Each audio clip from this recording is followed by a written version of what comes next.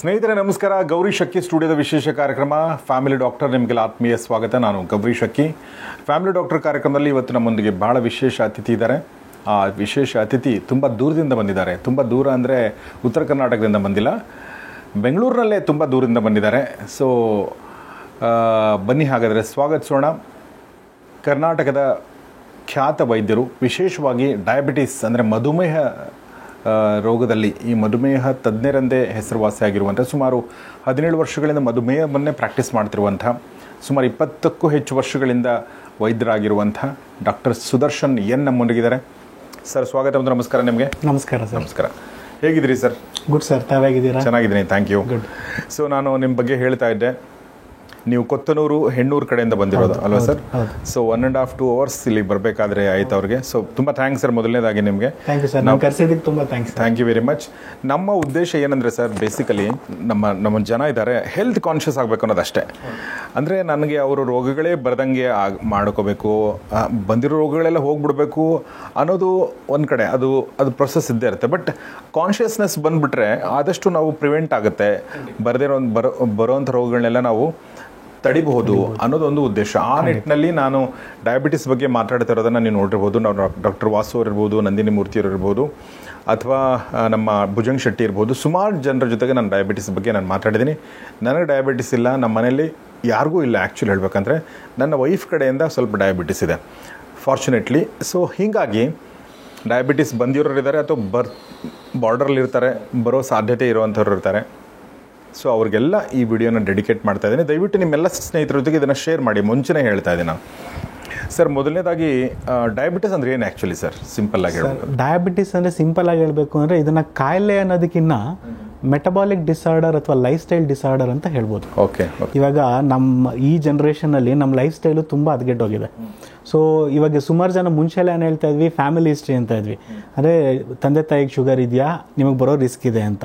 But ಇವಾಗ ನಾವು ನೋಡ್ತಾ ಇರೋದ್ರಲ್ಲಿ ತಂದೆ ತಾಯಿಗಿಲ್ಲ ಅಂದರೂ ಬರೋ ರಿಸ್ಕ್ ಇದೆ. ಯಾಕೆ ಅಂತಂದರೆ ನಮ್ಮ ಲೈಫ್ ಸ್ಟೈಲ್ ಈಗ ಆ ಥರ ಆಗಿಬಿಟ್ಟಿದೆ.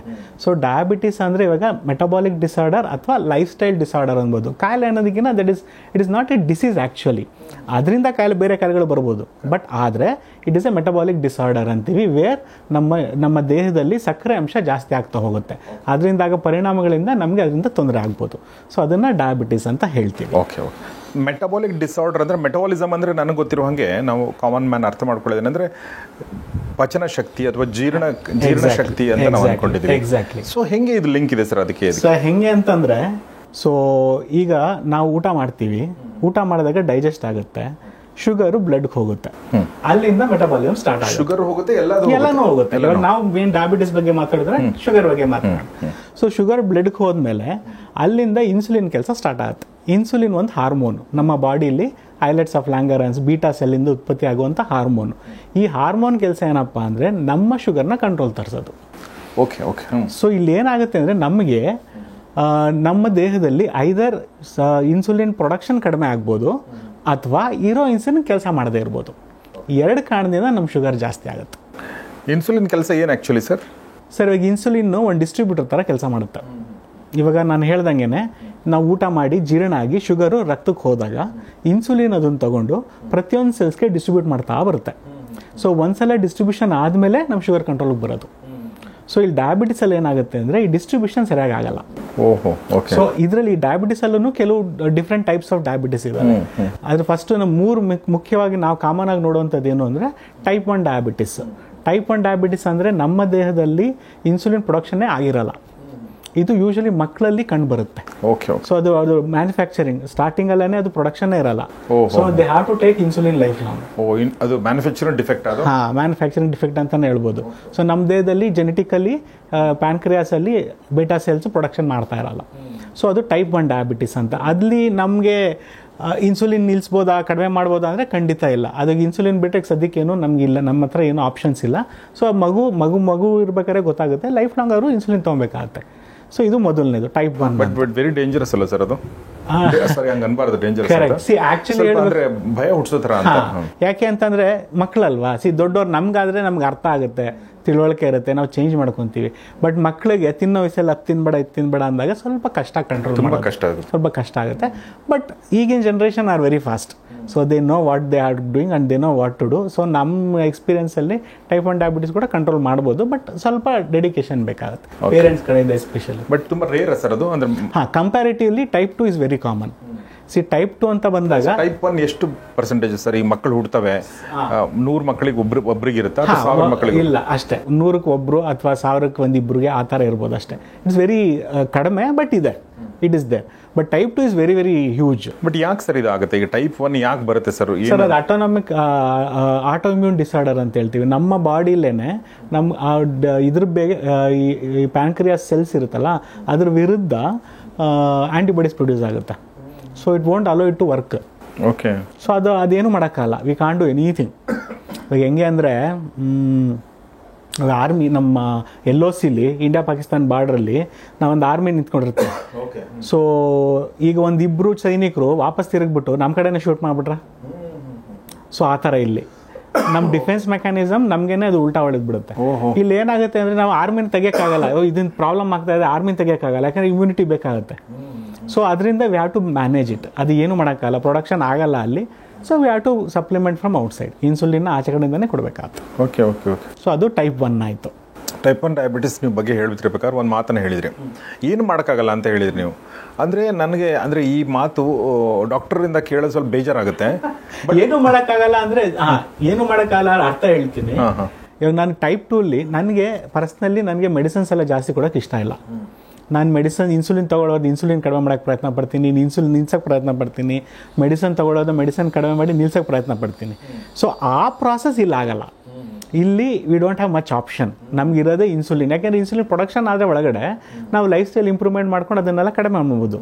ಬಟ್ ಇಲ್ಲಿ ಏನಾಗುತ್ತೆ ಅಂದರೆ ಪ್ರೊಡಕ್ಷನ್ ಆಗದೆ ಇದ್ದಾಗ ನಾವು ಆಚೆ ಕಡೆಯಿಂದ ಕೊಡಲೇಬೇಕಾಗುತ್ತೆ, ಅದನ್ನು ನಾವು ನಿಲ್ಸೋಕ್ಕಾಗಲ್ಲ.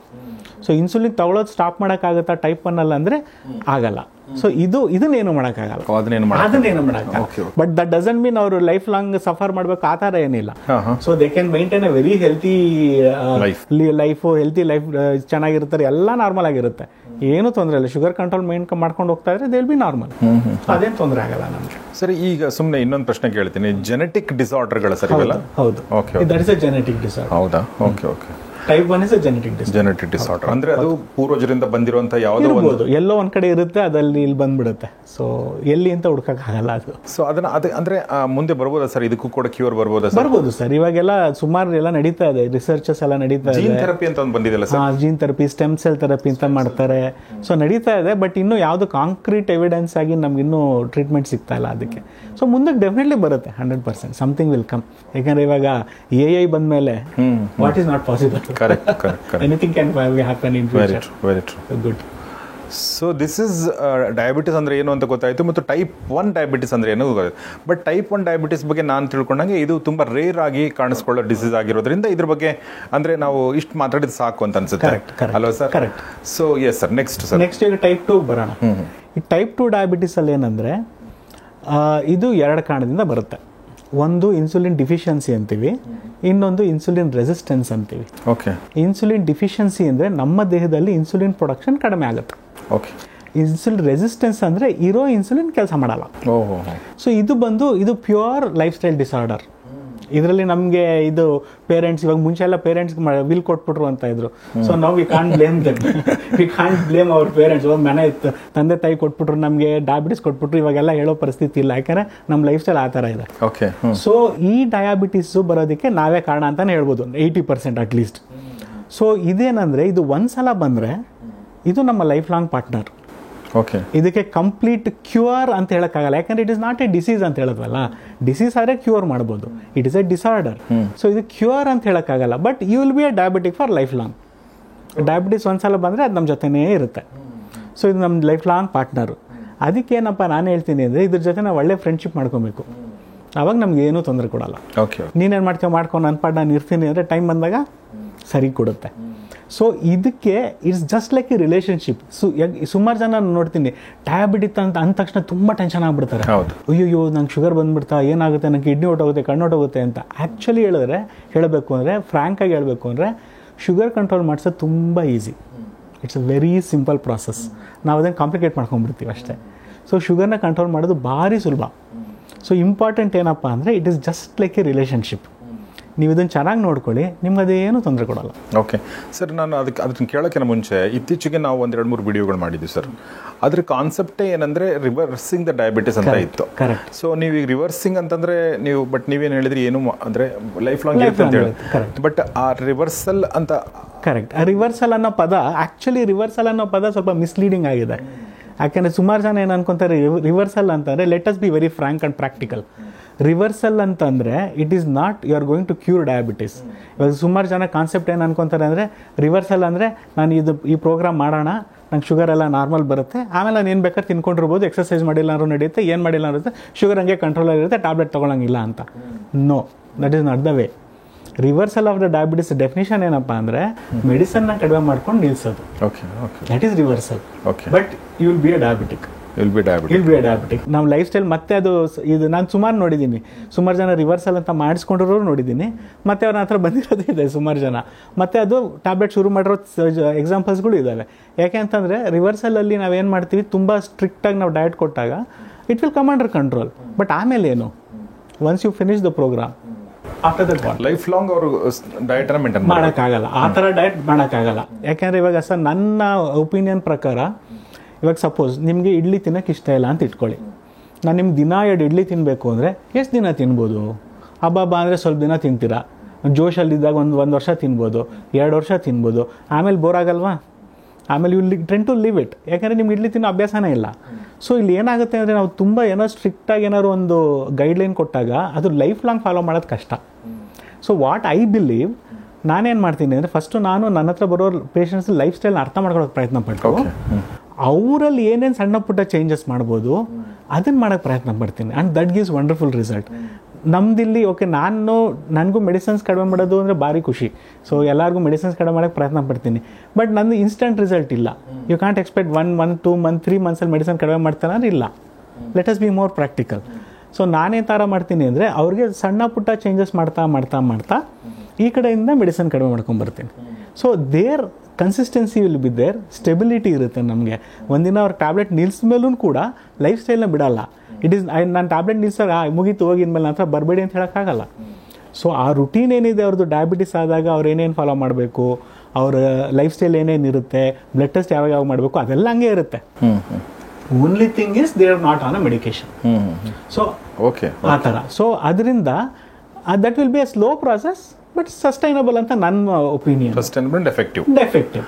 ಸೊ ಅಂದರೆ ಈಗ ನೀವು ಹೇಳ್ದಂಗೆ ರಿವರ್ಸಲ್ ಅಂತಂದರೆ ಅಲ್ಲಿ ಏನು ಮಾಡ್ಬೋದು, ಅಥವಾ ನೀವೇನು ಮಾಡ್ತೀರ ಅಂತಂದರೆ ಅಲ್ಲಿ ಒಂದು ಪಥ್ಯ ಇರುತ್ತೆ, ಡಯಟ್ ಇರುತ್ತೆ, ಅದನ್ನು ಮಾಡ್ತಾರೆ. ಆಮೇಲೆ ಅಲ್ಲಿ ಒಂದು ಎಕ್ಸಸೈಸ್ ಇರುತ್ತೆ ಬಹುಶಃ, ಮತ್ತು ಅಲ್ಲಿ ಮೆಡಿಸಿನ್ ಆಲ್ಮೋಸ್ಟ್ ಝೀರೋ ಬರುತ್ತೆ. So that is reversal. Correct, ಅಷ್ಟೇ. That is reversal. Okay, it is not that okay you are free friend ಆಗ್ಬಿಟ್ಟು ಗೋ ದಿನ 2 ಜಾಮೂನ್ ತಿನ್ನಪ್ಪ ಅಂತ ಹೇಳೋಕ್ಕಾಗಲ್ಲ. ಓಕೆ. ಸೊ ಅದರಿಂದ ರಿವರ್ಸಲ್ ಅನ್ನೋದು ಒಂದು ಆ್ಯಕ್ಚುಲಿ ನಾನು ಕೇಳಿದ್ರೆ ಈ ಫ್ಯಾನ್ಸಿ ನೇಮೆಲ್ಲ ಬೇಡ ಅಂತ. Let us be more practical and ಏನು ನಾವು ಮಾಡ್ಬೋದು, ಯಾವ್ದು ಸಸ್ಟೈನಬಲ್ ಆಗಿ ನಾವು ಲೈಫ್ ಲಾಂಗ್ ಮೇಂಟೈನ್ ಮಾಡ್ಬೋದು ಅದನ್ನು ಅದಕ್ಕೆ ಹೆಸರು ಕೂಡ ಅವಶ್ಯಕತೆ ಇಲ್ಲ ಅಂತ ನನ್ನ opinion personally. So it's a good thing ಮಾಡೋದು, ಬಟ್ ಆಮೇಲೆ ಅದು ಸಸ್ಟೈನಬಿಲಿಟಿ ಆಗಿರಬೇಕು ನಮಗೆ. ಸೊ ಆ ಸಸ್ಟೈನಬಿಲಿಟಿ ಇಲ್ಲ ಅಂದರೆ it is no point doing ಅಲ್ಲ. ಕರೆಕ್ಟ್. ಸೊ ಆ ಥರ ಅದು ರಿವರ್ಸಲ್ ಅಂತ. ಸೊ ಇವಾಗ ವಾಪಸ್ ನಾವು ಡಯಾಬಿಟಿಸ್ಗೆ ಈಗ ಟೈಪ್ 2 ಬಂದಾಗ, ಸೊ ಇಲ್ಲಿ ನಾನು ಹೇಳ್ದಂಗೆ 2 ಥರ, ಡಿಫಿಷಿಯನ್ಸಿ ಆ್ಯಂಡ್ ರೆಸಿಸ್ಟೆನ್ಸ್. ಓಕೆ, ಅಂದರೆ ಡಿಫಿಷಿಯನ್ಸಿ ಅಂದರೆ ಇನ್ಸುಲಿನ್ ಉತ್ಪಾದನೆ ಆಗದೆ ಇರೋದು, ರೆಸಿಸ್ಟೆನ್ಸ್ ಅಂದರೆ ಆಗಿರೋ ಇನ್ಸುಲಿನ್ ಕೆಲಸ ಮಾಡದಿರೋದು. ಆಗಿರೋದು ಅನ್ನೋದಕ್ಕಿಂತ ಸ್ವಲ್ಪ ಕಡಿಮೆ ಉತ್ಪತ್ತಿ ಆಗಿದೆ. ಟೈಪ್ 2ಲಿ ನಮಗೆ ಪ್ರಾಬ್ಲಮ್ ಇಲ್ಲ, ಡಿಫಿಷಿಯನ್ಸಿಲಿ ಸ್ವಲ್ಪ ಉತ್ಪತ್ತಿ ಕಡಿಮೆ ಆಗುತ್ತೆ. ಬಟ್ ಇರೋ ಇನ್ಸುಲಿನ್ ಏನಿದೆ ಅದು ಕೆಲಸ ಮಾಡಲ್ಲ. ಇದು ನಮ್ಮ problem. Resistance is a problem in type 2 diabetes. Resistance ಅಂದರೆ ಏನು ಅಂತಂದರೆ ಇನ್ಸುಲಿನ್ ಇದೆ, ಅದ್ರ ಕೆಲಸ ಮಾಡ್ತಾ ಇಲ್ಲ. ನಾನು ಆವಾಗಲೇ ಹೇಳ್ದಂಗೆ ಡಯಾಬಿಟಿಸಲ್ಲಿ ಇನ್ಸುಲಿನ್ ಏನು ಮಾಡುತ್ತೆ, ಶುಗರ್ನ ತಗೊಂಡು ಸೆಲ್ಸ್ಗೆ ಡಿಸ್ಟ್ರಿಬ್ಯೂಟ್ ಮಾಡ್ತಾ ಬರುತ್ತೆ. ಬಟ್ ಇಲ್ಲೇನಾಗುತ್ತೆ ಅಂದರೆ ಟೈಪ್ 2 ಡಯಾಬಿಟಿಸಲ್ಲಿ ಡಿಸ್ಟ್ರಿಬ್ಯೂಷನ್ ಸರಿಯಾಗಿ ಆಗ್ತಾ ಇಲ್ಲ. ಯಾಕೆ ಆಗ್ತಾ ಇಲ್ಲ? ಒಂದು ಸಣ್ಣ ಉದಾಹರಣೆ. ನಾವಿಲ್ಲಿ ಕೂತಿದ್ದೀವಲ್ಲ, ಈ ರೂಮ್ನ ನಾವೊಂದು ಸೆಲ್ ಅಂತ ಅಂದ್ಕೊಳ್ಳೋಣ, ನಾವೊಂದು ಜೀವಕೋಶದೊಳಗಡೆ ಕೂತಿದ್ದೀವಿ ಅಂತ ಅಂದ್ಕೊಳ್ಳೋಣ. ನೀವು ಒಳಗಡೆ ಬರಬೇಕು ಅಂದರೆ ಅಲ್ಲಿ ಬಾಗಿಲು ಓಪನ್ ಇರಬೇಕು, ಇಲ್ಲಾಂದರೆ ಬರೋಕ್ಕಾಗಲ್ಲ. ಕರೆಕ್ಟ್. ಅದೇ ರೀತಿ ಪ್ರತಿಯೊಂದು ಸೆಲ್ಲಲ್ಲಿ ಇನ್ಸುಲಿನ್ ರಿಸೆಪ್ಟಾರ್ಸ್ ಅಂತ ಒಂದು ಬಾಗಿಲಿರುತ್ತೆ. ಓಕೆ, ಹೆಸರು ನೆನ್ಪಿಟ್ಕೊಳ್ಳೋದು ಬೇಡ, ಒಂದು ಬಾಗಿಲಿರುತ್ತೆ ಸೆಲ್ ಒಳಗಡೆ ಅಂತ ಇಟ್ಕೊಳ್ಳಿ. ಓಕೆ, ಆ ಬಾಗಿಲು ಓಪನ್ ಇರಬೇಕು. ಆಚೆ ಕಡೆ ಬ್ಲಡ್ ಓಡಾಡ್ತಾ ಇದೆ ಅಂತ ಅಂದ್ಕೊಳ್ಳೋಣ, ಸೆಲ್ ಆಚೆ ಕಡೆ. ಆ ಬ್ಲಡ್ಡಲ್ಲಿರೋ ಇನ್ಸುಲಿನ್ ಏನು ಮಾಡುತ್ತೆ, ಶುಗರ್ನ ತೆಗೆದು ಸೆಲ್ ಒಳಗಡೆ ಕಳಿಸುತ್ತೆ. ಇದು ಇನ್ಸುಲಿನ್ ಕೆಲಸ, ಇಂಜೆಕ್ಟ್ ಮಾಡ್ತಾ ಹೋಗ್ತಾ ಹೋಗುತ್ತೆ. ಬಟ್ ಇಲ್ಲಿ ಏನಾಗುತ್ತಪ್ಪ ಅಂದರೆ ನಮಗೆ ಟೈಪ್ 2 ಡಯಾಬಿಟಿಸಲ್ಲಿ ಈ ಡೋರು ಕ್ಲೋಸ್ ಆಗಿಬಿಡುತ್ತೆ. Cell door close, receptors block ಆಗಿಬಿಡುತ್ತೆ. ಬ್ಲಾಕ್ ಆದಾಗ ಏನಾಯ್ತು, ಆಚೆ ಕಡೆ ಬ್ಲಡ್ಡಲ್ಲಿ ಇನ್ಸುಲಿನ್ನು ಇದೆ, ಶುಗರು ಇದೆ, ಒಳಗಡೆ ಬರೋಕೆ ಆಗ್ತಾ ಇಲ್ಲ, ನಮ್ಮ ಶುಗರು ಬ್ಲಡ್ಡಲ್ಲಿ ಜಾಸ್ತಿ ಆಗ್ತಾ ಹೋಗುತ್ತೆ. So that's our sugar level rises up. Okay. So next ಪ್ರಶ್ನೆ ಏನಪ್ಪ ಅಂದರೆ ಬ್ಯಾಕ್ಲಾಕ್ ಹಾಕೊಳ್ಳುತ್ತೆ. ಹೌದು. ಸೊ ಮೊದಲನೇ ಕಾರಣ ಸ್ಟ್ರೆಸ್, ಟೆನ್ಷನ್ ತಗೊಂಡ್ರೆ ಬ್ಯಾಕ್ಲಾಕ್ ಹಾಕೊಳ್ಳುತ್ತೆ. ನೀವು ಯಾರು ಡಯಾಬಿಟಿಸ್ ಇರೋನ್ನ ಅಬ್ಸರ್ವ್ ಮಾಡಿ ಕೇಳಿ ಅವ್ರನ್ನ, ಅವ್ರು ವರ್ಸ್ಟ್ ಫೇಸ್ ಆಫ್ ಲೈಫ್ ಹೋದಾಗ ಅವ್ರ ಶುಗರ್ ತುಂಬ ಜಾಸ್ತಿ ಇರುತ್ತೆ. When they are under going stress, door will get closed. Okay. So main reason stress ತುಂಬ ಇಂಪಾರ್ಟೆಂಟ್ ರೋಲ್ ಪ್ಲೇ ಮಾಡುತ್ತೆ ನಮ್ಮ ಡಯಾಬಿಟಿಸಲ್ಲಿ. ಸೊ ಯೂಶಲಿ ಏನಾಗುತ್ತೆ ಅಂದರೆ ಒಂದು ಭಯ, ಡಯಾಬಿಟಿಸ್ ಅಂತ ಭಯದಿಂದನೇ ಶುಗರ್ ಜಾಸ್ತಿ ಆಗುತ್ತೆ. ಎಷ್ಟೊಂದು ಜನ ನೋಡಿದ್ದೀನಿ, ಶುಗರ್ ಚೆಕ್ ಮಾಡ್ತಾರೆ 250 ಅಂದರೆ ನೆಕ್ಸ್ಟ್ ಸಲ ಚೆಕ್ ಮಾಡಿ 300ಕ್ಕೆ ಹೋಗಿರುತ್ತದು. So stress plays a very important role. Okay. Second reason ಬಂದು ಸೆಡೆಂಟ್ರಿ ಲೈಫ್ ಸ್ಟೈಲ್, ಆಕ್ಟಿವಿಟಿ ಕಡಿಮೆ ಇದ್ದು ಜಾಸ್ತಿ ಆಕ್ಟಿವ್ ಆಗಿಲ್ಲ. ಇವಾಗೆಲ್ಲ IT ಪ್ರೊಫೆಷನ್ಸ್, ಸುಮ್ಮನೆ ಕೂತೇ ಇರ್ತೀವಿ. ಇವಾಗ ನಮ್ದು ಅದೇನೆ, ಕೂತ್ಕೊಂಡೇ ಇರ್ತೀವಿ ಜಾಸ್ತಿ ಹೊತ್ತು, ಡೋರ್ ಕ್ಲೋಸ್ ಆಗ್ಬಿಡುತ್ತೆ. ಮೂರನೇ ರೀಸನ್ ಬಂದು ಫ್ಯಾಟ್ ಸೆಲ್ಸ್. ಫ್ಯಾಟ್ ಸೆಲ್ ಅಂದರೆ ದಪ್ಪ ಇರಬೇಕು ಅಂತೇನಿಲ್ಲ, ಎಲ್ಲರೊಳಗಡೆ ಫ್ಯಾಟ್ ಸೆಲ್ಸ್ ಇರುತ್ತೆ, ಹೋಗ್ಬಿಟ್ಟು ಇಟ್ಸ್ ರಿಸೆಪ್ಟರ್ಸ್ನ ಬ್ಲಾಕ್ ಮಾಡಿಬಿಡುತ್ತೆ. ಫ್ಯಾಟ್ ಸೆಲ್ಸ್ ರಿಸೆಪ್ಟರ್ ಕ್ಲೋಸ್ ಮಾಡಿಬಿಡುತ್ತೆ. ನಾಲ್ಕನೇದು ಆಲ್ಕೋಹಾಲ್, ಐದನೇದು ಸ್ಮೋಕಿಂಗ್. ಓಕೆ. ಸೊ ಇದನ್ನು ರಿಸೆಪ್ಟರ್ಸ್ನ ಬ್ಲಾಕ್ ಮಾಡುತ್ತೆ. ಇದೆಲ್ಲ ಕಾರಣದಿಂದ ನಮಗೆ ಡೋರು ಕ್ಲೋಸ್ ಆಗ್ಬಿಡುತ್ತೆ. ಓಕೆ. ಓಕೆ. ಇವಾಗ ನಾವು ಟ್ರೀಟ್ಮೆಂಟಲ್ಲಿ ಏನು ಮಾಡಬೇಕು ಅಂದರೆ, ನಾವು ಫಸ್ಟು ಡೋರ್ ಓಪನ್ ಮಾಡಬೇಕು. ಕರೆಕ್ಟ್. ನಾವಿಲ್ಲಿ ಏನಾಗ್ಬಿಡುತ್ತೆ ಅಂದರೆ, ನಾವು ಮೆಡಿಸಿನ್ ಬಗ್ಗೆ ಫೋಕಸ್ ಮಾಡ್ತಾ ಡೋರ್ ಓಪನ್ ಮಾಡೋದು ಮರ್ತ್ಬಿಡ್ತೀವಿ. ಸೊ ನನ್ನಲ್ಲಿ ಸುಮಾರು ಜನ ಎಕ್ಸಾಂಪಲ್ಸ್ ಇದೆ. ಇಷ್ಟು ವರ್ಷದಲ್ಲಿ ನಾನು ನೋಡ್ತಾ ಇರ್ಬೇಕಾದ್ರೆ, I have seen people going from 0 to worse and worse to 0. Okay. ಹೆಂಗೆ ಅಂದರೆ ಸಿಂಪಲ್, ಓಪನಿಂಗ್ ದ ಡೋರ್ಸ್. ಇವಾಗ ಯೂಶಲಿ ಪ್ರೋಗ್ರೆಸ್ ಹೆಂಗಾಗುತ್ತೆ ಡಯಾಬಿಟಿಸ್ದು, ನಾವು ಜನರಲ್ ಆಗಿ ನೋಡ್ಬೇಕಾದ್ರೆ ಜನ ಏನು ಅನ್ಕೊತಾರೆ, ಓಕೆ ಡಯಾಬಿಟಿಸ್ ಬಂದಿದೆ, ಡಾಕ್ಟರ್ ಹತ್ರ ಹೋಗ್ತೀವಿ, ಒಂದು ಟ್ಯಾಬ್ಲೆಟ್ ಬರ್ಕೊಡ್ತಾರೆ, 1 ಟ್ಯಾಬ್ಲೆಟು. ಓಕೆ, ಟ್ಯಾಬ್ಲೆಟ್ ಸ್ಟಾರ್ಟ್ ಮಾಡ್ತಾರೆ, ಶುಗರ್ ಕಂಟ್ರೋಲ್ ಬಂದುಬಿಡುತ್ತೆ. 1 year 6 months ಕಂಟ್ರೋಲಲ್ಲಿರುತ್ತೆ. ಆಮೇಲೆ ಸ್ವಲ್ಪ ಜಾಸ್ತಿ ಆಗುತ್ತೆ, ಮತ್ತೆ ಡಾಕ್ಟರ್ ಹತ್ರ ಬರ್ತೀರಾ, ಮತ್ತೆ ನಾವು ಇನ್ನೊಂದು ಸ್ವಲ್ಪ ಜಾಸ್ತಿ ಮಾಡಿ ಕೊಡ್ತೀವಿ, ಮತ್ತೆ ಸ್ವಲ್ಪ ಕಂಟ್ರೋಲ್ ಬಂದುಬಿಡುತ್ತೆ, ಮತ್ತೆ ಸ್ವಲ್ಪ ವರ್ಷ ಆದಮೇಲೆ ಮತ್ತೆ ಜಾಸ್ತಿ ಆಗುತ್ತೆ. ಸೊ ಈ ಥರ ಜಾಸ್ತಿ ಆಗ್ತಾ ಆಗ್ತಾ ಇನ್ಸುಲಿನ್ ಕೊಡೋಕ್ಕೆ ಶುರು ಮಾಡ್ತೀವಿ. I have seen people 100 units insulin ತೊಗೊಂಡ್ರು ಶುಗರ್ ಕಂಟ್ರೋಲೇ ಆಗಿರಲ್ಲ. 100 ಯೂನಿಟ್ ದಿನಕ್ಕೆ ಶುಗರ್ 200, 300, 400 ಇರುತ್ತೆ. 300 ಯೂನಿಟ್ ಅಂದ್ರೆ ಏನು ಸರ್? 100 ಯೂನಿಟ್ಸ್ ಇನ್ಸುಲಿನ್ ಇಂಜೆಕ್ಷನ್ ಹಾಕೊಂತಾರಲ್ಲ, 100 units is quite a large dose. Okay. So ಅದನ್ನ ತಗೊಂಡ್ರು ಒಂದು ಇಂಜೆಕ್ಷನ್ ಎಷ್ಟು ಯೂನಿಟ್ ಇರುತ್ತೆ? ಅದು ನಾವು ಅಡ್ಜಸ್ಟ್ ಮಾಡ್ಕೊಬೋದು ಎಷ್ಟು ಬೇಕಾದ್ರೆ. ಸೊ 5 ಇಂದ 10 ಇಂದ ಎಷ್ಟು ಬೇಕಾದ್ರೆ. ಯೂಶುವಲಿ ನಾರ್ಮಲ್ ಆಗಿ ತಗೊಳ್ಳೋದು ಎಷ್ಟು units? Depends on the sugar. 5, 10, 20 ಆ ಥರ ತಗೊತಾರೆ. ಸೊ ಅಷ್ಟು ತಗೊಂಡ್ರು ಕೂಡ ಶುಗರ್ ಕಂಟ್ರೋಲ್ ಆಗಿಲ್ಲದೆ ಇರೋರು ನೋಡಿದ್ದೀವಿ. ಇಲ್ಲಿ ಏನು ಇನ್ಸುಲಿನ್ ಕೆಲಸ ಮಾಡ್ತಾ ಇಲ್ವಾ ಅಂದರೆ, ಅಲ್ಲ ನಾವು ಡೋರ್ ಓಪನ್ ಮಾಡಿಲ್ಲ, ನಾವು ಲೈಫ್ ಸ್ಟೈಲ್ ಬಗ್ಗೆ ಫೋಕಸ್ಸೇ ಮಾಡಿರಲ್ಲ. ನಾವು ಮೆಡಿಸನ್ ತೊಗೊತಾ ಇದ್ದೀವಲ್ಲ, ಚೆನ್ನಾಗಿದೆ, ಇವಾಗ ಇವತ್ತೇನು ಒಂದು ಮೈಸೂರು ಪಾಕ್ ತಿನ್ನ 2 ಯೂನಿಟ್ ಜಾಸ್ತಿ ತಗೋ. ಸೊ ಈ ಥರ ನಾವೇನು ಮಾಡ್ಬಿಡ್ತೀವಿ, ನಾವು ಲೈಫ್ ಸ್ಟೈಲ್ನ ಕಂಪ್ಲೀಟಾಗಿ ಮರೆತುಬಿಟ್ಟು ಕಂಪ್ಲೀಟ್ ಮೆಡಿಸನ್ ಮೇಲೆ ಡಿಪೆಂಡೆನ್ಸಿ ಆದರೆ this is the course. Okay. Okay. ಇವಾಗ ಅದನ್ನು ಉಲ್ಟಾ ಮಾಡ್ಕೊಳ್ಳೋಣ, ಅದನ್ನು ಮೇ ಬಿ ಇದನ್ನು ರಿವರ್ಸಲ್ ಅಂತ ಕರಿಬೋದೇನೋ. ಉಲ್ಟಾ ಮಾಡ್ಕೊಳ್ಳೋಣ. ಏನದು ಉಲ್ಟಾ ಅಂದರೆ, ಫಸ್ಟ್ ಏನು ಮಾಡ್ತೀವಿ ನಾವು, ಬಾಗಿಲು ಓಪನ್ ಮಾಡೋಣ. ಇವಾಗ ನಮ್ಮದು ಇಷ್ಟೇ ಇಂಪಾರ್ಟೆನ್ಸು. ಸಿಂಪಲಾಗಿ ನಾವು ಡಯಾಬಿಟಿಸ್ ಬಗ್ಗೆ ಅರ್ಥ ಮಾಡ್ಕೊಬೇಕು ಅಂದರೆ, ನಮ್ಮ ಶುಗರ್ನ ನಾವು ಕಂಟ್ರೋಲ್ ಮಾಡಿಕೊಂಡು ಅದನ್ನು ಮೇಂಟೈನ್ ಮಾಡ್ತಾ ಹೋದರೆ ನಿಮಗೂ ಡಯಾಬಿಟಿಸ್ ಇಲ್ದವ್ರಿಗೂ ಏನೂ ಡಿಫ್ರೆನ್ಸ್ ಇಲ್ಲ. ಸರಿ, ಇನ್ನೊಂದ್ಸಲ ಹೇಳಿ ವಿಚಾರನ. ನಮ್ಮ ಶುಗರ್ನ ಕಂಟ್ರೋಲ್ ಮಾಡಿಸ್ಕೊಂಡು ಅದನ್ನು ಹಾಗೆ ಮೇಂಟೈನ್ ಮಾಡ್ಕೊಂಡು ಹೋದರೆ ಡಯಾಬಿಟಿಸ್ ಇರೋರ್ಗೂ ಡಯಾಬಿಟಿಸ್ ಇಲ್ಲದೆ ಇರೋರ್ಗೂ ಡಿಫ್ರೆನ್ಸ್ ಇಲ್ಲ. ಅಂದರೆ ಯಾಕೆ ಹಂಗೆ ಹೇಳಿದೆ ಅಂದರೆ, ಡಯಾಬಿಟಿಸ್ ಅಂದರೆ ನಮ್ಗೇನಕ್ಕೆ ಭಯ? ಕಿಡ್ನಿ ಪ್ರಾಬ್ಲಮ್ ಬರ್ಬೋದು, ಕಣ್ಣು ಪ್ರಾಬ್ಲಮ್ ಬರ್ಬೋದು, ಹಾರ್ಟ್ ಪ್ರಾಬ್ಲಮ್ ಬರ್ಬೋದು, ನರ್ವ್ಸ್ ಪ್ರಾಬ್ಲಮ್ ಬರ್ಬೋದು. So complications. ಸೊ ಇಲ್ಲಿ ನಾವು ಕಾಂಪ್ಲಿಕೇಶನ್ನ ತಡಿಬೇಕು. ಹೆಂಗೆ ತಡಿಬೇಕು ಅಂದರೆ, ಶುಗರ್ ಕಂಟ್ರೋಲಲ್ಲಿದ್ದರೆ ನಮಗೆ ಆ complication risk almost nil or 0 ಅಂತ ಹೇಳ್ಬೋದು. ಇವಾಗ ಸಪೋಸು ನನಗೆ ಡಯಾಬಿಟಿಸ್ ಇದೆ, ನನ್ನ ಶುಗರ್ ಕಂಟ್ರೋಲಲ್ಲಿದೆ, ನಾನು ಟ್ರೀಟ್ಮೆಂಟಲ್ಲಿದ್ದೀನಿ. ನಿಮಗೆ ಡಯಾಬಿಟಿಸ್ ಇಲ್ಲ, ನಿಮ್ಮ ಶುಗರು ಕಂಟ್ರೋಲಲ್ಲಿದೆ, ನೀವು ಟ್ರೀಟ್ಮೆಂಟಲ್ಲಿಲ್ಲ. ನಿಮ್ಮಲ್ಲಿ ಏನಾಗುತ್ತೆ ಅದೇ ತಾನೇ ನನ್ನಲ್ಲಿ ಆಗಬೇಕು. ಇವಾಗ ನನ್ನ ಶುಗರ್ ನಾರ್ಮಲ್ ಇದ್ದು ನಿಮ್ಮ ಶುಗರ್ ನಾರ್ಮಲ್ ಇದ್ದರೆ ನನಗೆ ಯಾಕೆ ಪ್ರಾಬ್ಲಮ್ ಆಗಬೇಕು? ಕರೆಕ್ಟು. ಸೊ ನಮ್ಮ ಶುಗರ್ನ ನಾವು ಕಂಟ್ರೋಲ್ ಮಾಡ್ಕೊಂಡು ಮೇಂಟೈನ್ ಮಾಡ್ಕೊತಾ ಹೋದರೆ ಕಾಂಪ್ಲಿಕೇಶನ್ ರಿಸ್ಕ್ ಆಲ್ಮೋಸ್ಟ್ ಲೋ ಅಥವಾ ನಿಲ್ ಅಂತಲೇ ಹೇಳ್ಬೋದು. ಸೊ ನಮ್ಮ ಉದ್ದೇಶ ಇಷ್ಟೇ.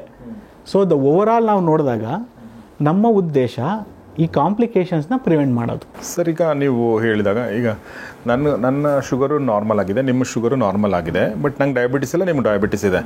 ನಾವು ಅದನ್ನು ಮೇಂಟೈನ್ ಮಾಡ್ಕೊಂಡು ಹೋದರೆ ನನಗೆ ನಿಮಗೆ ವ್ಯತ್ಯಾಸ ಇಲ್ಲ ಅಂತ ಇದ್ದೀರಾ. ಬಟ್ ಸರ್, ನಿಮಗೆ ನಿಮ್ಮ ಸೆಲ್ಸ್ ಓಪನ್ ಆಗಿರಲಿಲ್ಲ ಸರ್? ಅಲ್ಲ, ಅದೇ ಇವಾಗ ನಾವು ಓಪನ್ ಮಾಡಿ ಹೇಳ್ತಾ ಇರೋದು, ಕಂಟ್ರೋಲ್ ಅವರ್ ಶುಗರ್. ಇವಾಗ ಕಂಟ್ರೋಲ್ ಮಾಡಲಿಲ್ಲ ಅಂದರೆ ಡಯಾಬಿಟಿಸ್ ಸೈಲೆಂಟ್ ಕಿಲ್ಲರ್ ಅಂತಾರೆ. So that I agree only if you sugars are not under control. ನಮ್ಮ ಶುಗರ್ ಕಂಟ್ರೋಲ್ ಇಲ್ಲ ಅಂದಾಗ it can be a silent killer. ನಮ್ಮ ಶುಗರ್ ಕಂಟ್ರೋಲ್ ಇದ್ದಾಗ ಯಾಕಾಗುತ್ತೆ? If you sugars are normal why problem ಇಲ್ಲ okay ಅಲ್ವಾ? So ನಮ್ಮ ಉದ್ದೇಶ ಏನಂದರೆ ಈ ಕಾಂಪ್ಲಿಕೇಶನ್ಸ್ ಆಗುತ್ತಲ್ಲ ಅದನ್ನು ನಾವು ತಡಿಬೇಕು. ಹೆಂಗೆ ತಡಿತೀರಾ? ಶುಗರ್ ಕಂಟ್ರೋಲ್ ಮಾಡಿಸಿ ಮೇಂಟೈನ್ ಮಾಡ್ಕೊಂಡು ಹೋಗಬೇಕು. ಅದೇಂಗೆ ಮಾಡ್ತೀರಾ? ಬಾಗ್ಲು ಓಪನ್ ಮಾಡಬೇಕು. ಅದೇಂಗೆ ಮಾಡ್ತೀರಾ ಅಂದರೆ ನಿಮ್ಮ ಲೈಫ್ ಸ್ಟೈಲ್. ಯಾಕೆಂದರೆ diabetes is A life style disorder ಅಂತೀವಿ. ಸೊ ನಮ್ಮ ಲೈಫ್ ಸ್ಟೈಲನ್ನು ನಾವು ಇಂಪ್ರೂವ್ ಮಾಡ್ತಾ ಹೋದರೆ ಡೋರ್ ಓಪನ್ ಆಗುತ್ತೆ, ನಮ್ಮ ಬಾಡಿಯಲ್ಲಿ ಇನ್ಸುಲಿನ್ ಇದೆ, ಅದು ಪಾಡ್ಗದ ಕೆಲಸ ಮಾಡುತ್ತೆ, ನಮ್ಮ ಶುಗರು ಕಂಟ್ರೋಲ್. ಸೊ ಆ ಕಂಟ್ರೋಲ್ ಮಾಡ್ಕೊಂಡು ಮೇಂಟೈನ್ ಮಾಡ್ತಾ ಹೋದರೆ ನಮ್ಮ ಕಾಂಪ್ಲಿಕೇಶನ್ ಆಗೋ risk almost low or nil ಆಗಿಬಿಡುತ್ತೆ. ಸೊ ನಮ್ಮ ಉದ್ದೇಶ ಈ ಪ್ರಿವೆನ್ಷನ್ ಮಾಡ್ಕೊಬೇಕು. ಸೊ ಹೇಳ್ತಾರಲ್ಲ, prevention is better and cheaper than cure. ಇವಾಗ ಒಂದು ಚೀಪರ್ ಒಂದು ವರ್ಡ್ ಆ್ಯಡ್ ಮಾಡಬೇಕು, you know how expensive are industries.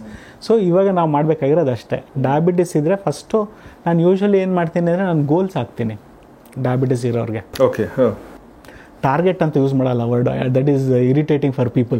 Already ಅವರು IT ಪ್ರೊಫೆಷನಲ್ ಟಾರ್ಗೆಟ್ ಅಂತ ಹೇಳ್ತಾರೆ. So targets are achieved with pressure ಅಂತಾರೆ, goals are achieved with pleasure ಅಂತಾರೆ. So let us keep goals. Correct. So ನನ್ನ ಮೊದಲನೇ ಗೋಲ್, ಇವಾಗ ಸಪೋಸ್ ಒಬ್ಬ ಪೇಷಂಟು ಡಯಾಬಿಟಿಸ್ ಅಂತ ಗೊತ್ತಾಗ್ಬಿಟ್ಟು ಶುಗರ್ ಜಾಸ್ತಿ ಇಟ್ಕೊಂಡು ಬಂದರೆ ಮೊದಲನೇ ಗುರಿ ಏನಪ್ಪ ಅಂದರೆ ಅವ್ರು ಶುಗರ್ ಕಂಟ್ರೋಲ್ ಮಾಡಿಸೋದು. ಆವಾಗ ನಂಗೆ ಮೆಡಿಸನ್ ಉಪಯೋಗ ಬೇಕಾಗುತ್ತೆ, ಇನ್ಸುಲಿನೂ ಯೂಸ್ ಮಾಡ್ಕೊತೀನಿ ಕೆಲವು ಟೈಮು. ಬಟ್ ಫಸ್ಟ್ ಗೋಲ್ ಏನಂದರೆ ಶುಗರ್ ಕಂಟ್ರೋಲ್ ಮಾಡಿಸ್ಬೇಕು. ಯಾಕೆಂದರೆ ಒಳಗಡೆ ಆಗೋ ಕಾಂಪ್ಲಿಕೇಶನ್ಸ್ನ ನಾವು ತಡಿಬೇಕು. ಇದು ನಮ್ಮ ಮೊದಲನೇ ಗುರಿ. ಒಂದ್ಸಲ ಶುಗರ್ ಕಂಟ್ರೋಲ್ ಬಂದಮೇಲೆ ದೇರ್ ಇಸ್ ಒನ್ ಮಿಸ್ಟೇಕ್ ನಾವು ಮಾಡೋದು. ಕೆಲಸ ಆಗೋಯ್ತು, ಮುಗೀತು ನನ್ನ I have reach my goal ಅನ್ಕೊತೀವಿ. No, I want allow that. Next ಏನು ಗೋಲಪ್ಪ ಅಂದರೆ, ಎರಡನೇ ಗೋಲು, ಈ ಕಡೆಯಿಂದ ಮೆಡಿಸನ್ ಕಡಿಮೆ ಮಾಡ್ತಾನೆ ನಿಮ್ಮ ಶುಗರ್ ಕಂಟ್ರೋಲಲ್ಲಿದ್ದರೆ. Is that good? Yes. How it is possible? Sir, magic ಏನಿಲ್ಲ, ಸಿಂಪಲ್ ಲಾಜಿಕ್. ಡೋರ್ ಓಪನ್ ಮಾಡ್ತಾ ಹೋದರೆ ರಿಕ್ವೈರ್ಮೆಂಟ್ ಆಫ್ ಮೆಡಿಸನ್ ಕಡಿಮೆ ಆಗ್ತಾ ಹೋಗುತ್ತೆ. ಸೊ ಎಲ್ಲಿವರೆಗೂ ಮೆಡಿಸನ್ ಕಡಿಮೆ ಮಾಡ್ಬೋದು ಅದು ಪೇಷಂಟ್ಸ್ ಕೈಲಿರುತ್ತೆ. ಸೊ ಒಂದಿನ ಮೆಡಿಸನ್ ನಿಲ್ಲಿಸ್ಬೋದಾ ಅಂದರೆ ಖಂಡಿತ ಸಾಧ್ಯ ಇದೆ. ಒಂದ್ಸಲ ಶುರು ಮಾಡಿದ ಮೆಡಿಸನ್ನು ಖಂಡಿತ ನಿಲ್ಲಿಸ್ಬೋದು. ಸುಮಾರು ಜನ ಅದು ಅನ್ಕೊಂತಾರೆ ಮಿತ್, ಒಂದ್ಸಲ ಶುರು ಮಾಡೋ ಲೈಫ್ ಲಾಂಗ್ ತಗೋಬೇಕು ಅಂತ. ಅದು myth, it is a myth.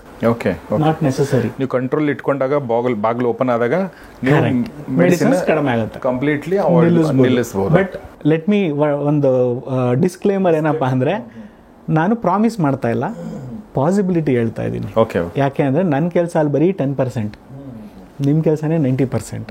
So ನೀವು ಪ್ರಾಮಿಸ್ ಮಾಡ್ಬೇಕು ನನಗೆ, ನಾನು ಮೆಡಿಸಿನ್ ನಿಲ್ಲಿಸ್ತೀನಿ. ಕರೆಕ್ಟ್. ಸೊ ಆ ಥರ ಮಾಡಿದ್ರೆ ಖಂಡಿತ ಒಂದಿನ ನಾವು ಟ್ಯಾಬ್ಲೆಟ್ನ ನಿಲ್ಲಿಸ್ಲೂಬಹುದು. ಸುಮಾರು ಜನಕ್ಕೆ ನಾವು ಆಲ್ರೆಡಿ ನಿಲ್ಲಿಸಿದ್ದೀವಿ ಆ್ಯಂಡ್ ಅದನ್ನು ಹಂಗೆ ಮೇಂಟೈನ್ ಮಾಡ್ಕೊಂಡು ಹೋಗ್ತಾ ಇದ್ದಾರೆ. ಸೊ ಇದು ಈ ಪ್ರಾಸೆಸ್ನ ನಾವು ಪ್ಲ್ಯಾನ್ ಮಾಡ್ಕೊಬೇಕಾಗುತ್ತೆ. ಓಕೆ. ಸೊ ಅದಕ್ಕೆ ಯೂಶಲಿ ನನ್ನ ಕನ್ಸಲ್ಟೇಷನ್ಸ್ ಎಲ್ಲ ಐ ಟೇಕ್ ಅಟ್ಲೀಸ್ಟ್ 1/2 hour ಒಬ್ಬರಿಗೆ. ಯಾಕಂದರೆ I go deep into their lifestyle. ಏನೇನು ಊಟ ಮಾಡ್ತಾರೆ, ಯಾವ ಥರ ಇರುತ್ತೆ, ಅವ್ರ ಸ್ಟ್ರೆಸ್ ಲೆವೆಲ್ಲು ಎಲ್ಲ ಯೋಚನೆ ಮಾಡಿ ಅವ್ರ ಹತ್ರ ಫುಲ್ ಡೇಟಾ ತೊಗೊಂಡು ಅಲ್ಲೆಲ್ಲೆಲ್ಲಿ ಚೇಂಜ್ ಮಾಡಿ, ಅದು ನಾನು ಒಟ್ಟಿಗೆ ಎಲ್ಲ ಹೇಳೋಕ್ಕೋಗಲ್ಲ. ಪ್ರತಿ ಟೈಮ್ 1 or 2 changes. ಆವಾಗ ಅದು ಡಿಫಿಕಲ್ಟ್ ಅನ್ಸಲ್ಲ ಅವ್ರಿಗೆ. ಸೊ ದೇ ಫೀಲ್ ಈಸಿ, ಅಷ್ಟೇ ನಾವು ಮಾಡಬೇಕಾಗಿರೋದು ಅಂತ. And that gives result. So many times small changes gives better result. ನಾವು ತುಂಬ ಟೆಕ್ನಾಲಜಿ ಅದೊಂದು ವಿಷಯ ಮಾಡ್ತೀವಿ, but simple things will give better results. So ಆ ಥರ ನಾವು ಪ್ಲಾನ್ ಮಾಡ್ತಾ ಹೋದರೆ definitely we can prevent all the complications of diabetes. Wonderful sir.